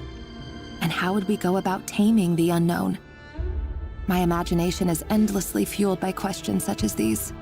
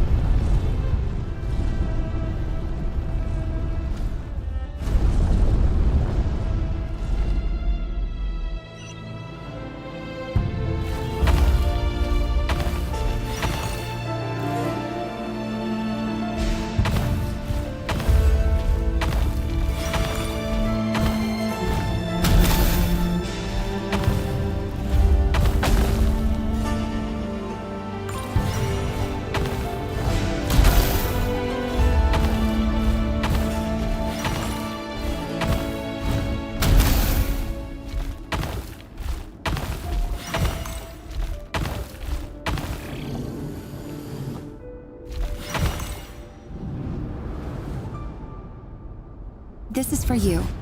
I heard you're gonna leave the city with your parents. Delindis, did you hear about what happened? I've heard nothing. Rerir got back very late last Friday, and he was acting a little unusual, but he slept pretty well, so I'm guessing whatever he did was a good deed. You never saw him, and I don't know what he did. And this conversation never happened. You understand? What if he finds out that you pried into his secret? Don't be silly. I don't know what secrets he does or doesn't have. All I know is he's just a normal guy who happens to run some errands for the king. Are you scared of him? I don't know. The Rerir I know doesn't match the person you all describe. Logically, I should be scared of him. And yet, I don't want to lose him. But enough about that. You should get going, and be careful with the package I gave you. Keep it secret. Keep it safe. What's in it? A piece of the moon.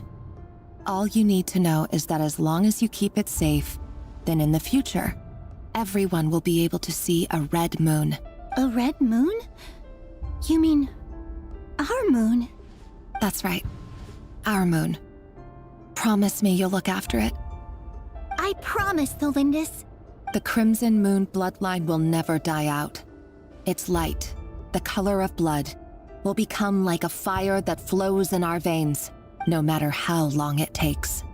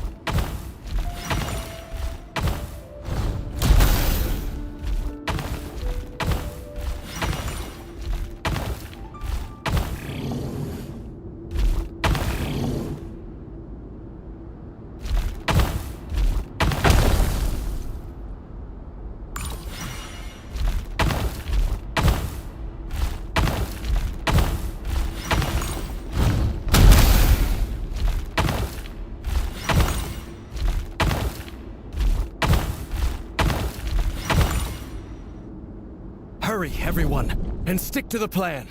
Sir Dainsleif, what are you? Is this treason? You know what happens to those who betray the throne. Please, don't do this! It is the king himself who has betrayed the throne. He has betrayed all of Conria. If you have any love left for justice in your heart, you should join me. It's showtime. Dane and his group will handle the troops in the palace. Then Hraptatir and Rhindaughter will disarm the security measures. My job is to enter the prison and rescue Vedifalnir. Stay safe. Wish me luck. Look after my brother. Draw your blade. It is time for justice to prevail.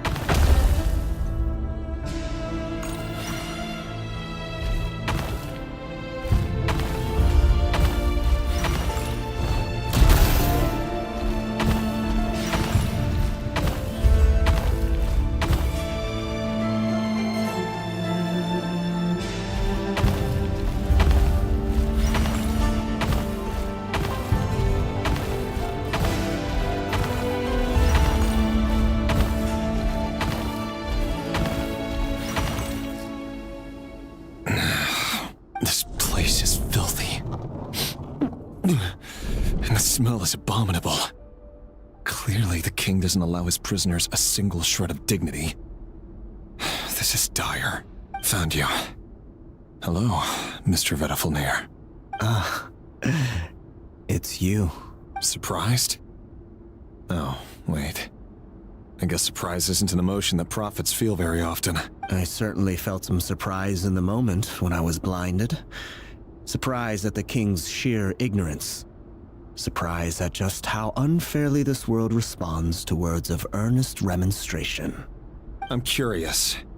What did you prophesize this time? It wasn't a prophecy. It was a word of warning. Someone had to say it. The king has forsaken all reason in pursuit of his obsessions. I simply told him that if he continues on this path, Conria will surely fall. But he didn't listen. Worse still, he stabbed you in both eyes and locked you away. Dane asked for my help. The court is in complete chaos now, but I'm sure you predicted that. Everything is transpiring as I foresaw, yet I am powerless to change it. Fate is an immutable force. I can but lament as the inevitable unfolds. I do wonder whether giving a man the power to see the future does nothing more for him than slowly crush his spirit. Forgive my curtness, Vedafilnir, but the king did not suddenly turn on you today. His suspicions have been brewing for a long time. You can't have wisdom beyond the reach of your fellow man without attracting his fear and suspicion. There are things the king does not want to see. So, he doesn't want you having visions of them either. He blinded you because he thought this would make the visions stop. He wasn't entirely wrong. I did indeed lose my power to see the future. Right up until... Until what? Just now. I believe I saw something new. Well, tonight could go a lot of different ways. 5 of us banded together to storm the palace, also we could rescue you. This will go down as the most tumultuous day in Conrian history. I sense hatred in you, but also hope.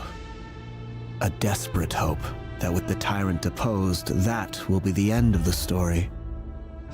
But this is not the end. It is the beginning of a new chapter, in a whole new story. There are many men of honor and courage in this world, Rerir.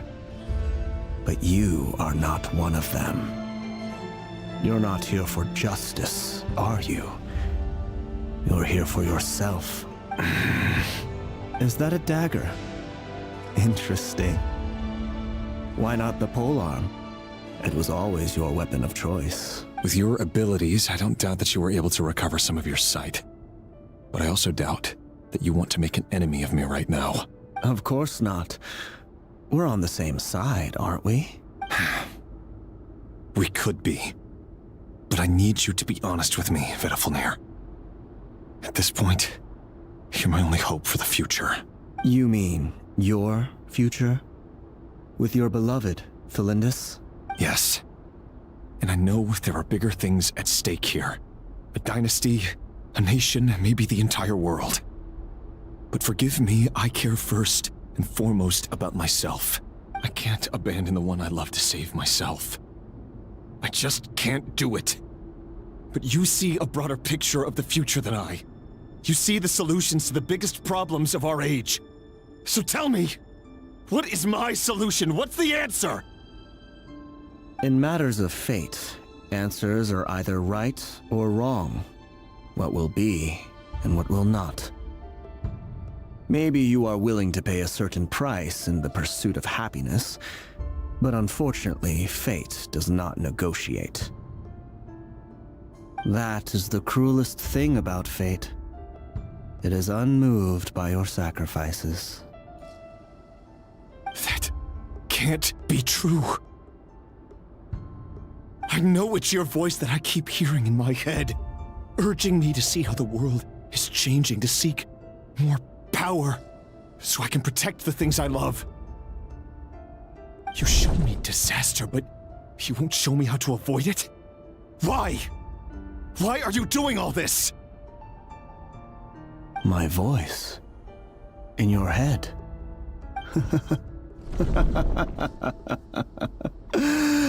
So, you hear it too?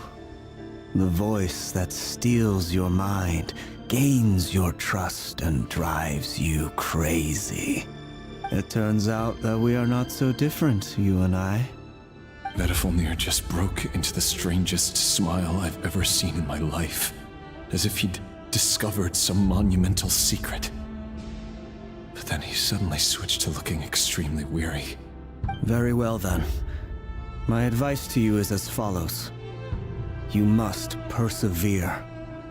Whatever trials and tribulations you may face, be steadfast in the belief that they are your path to the future.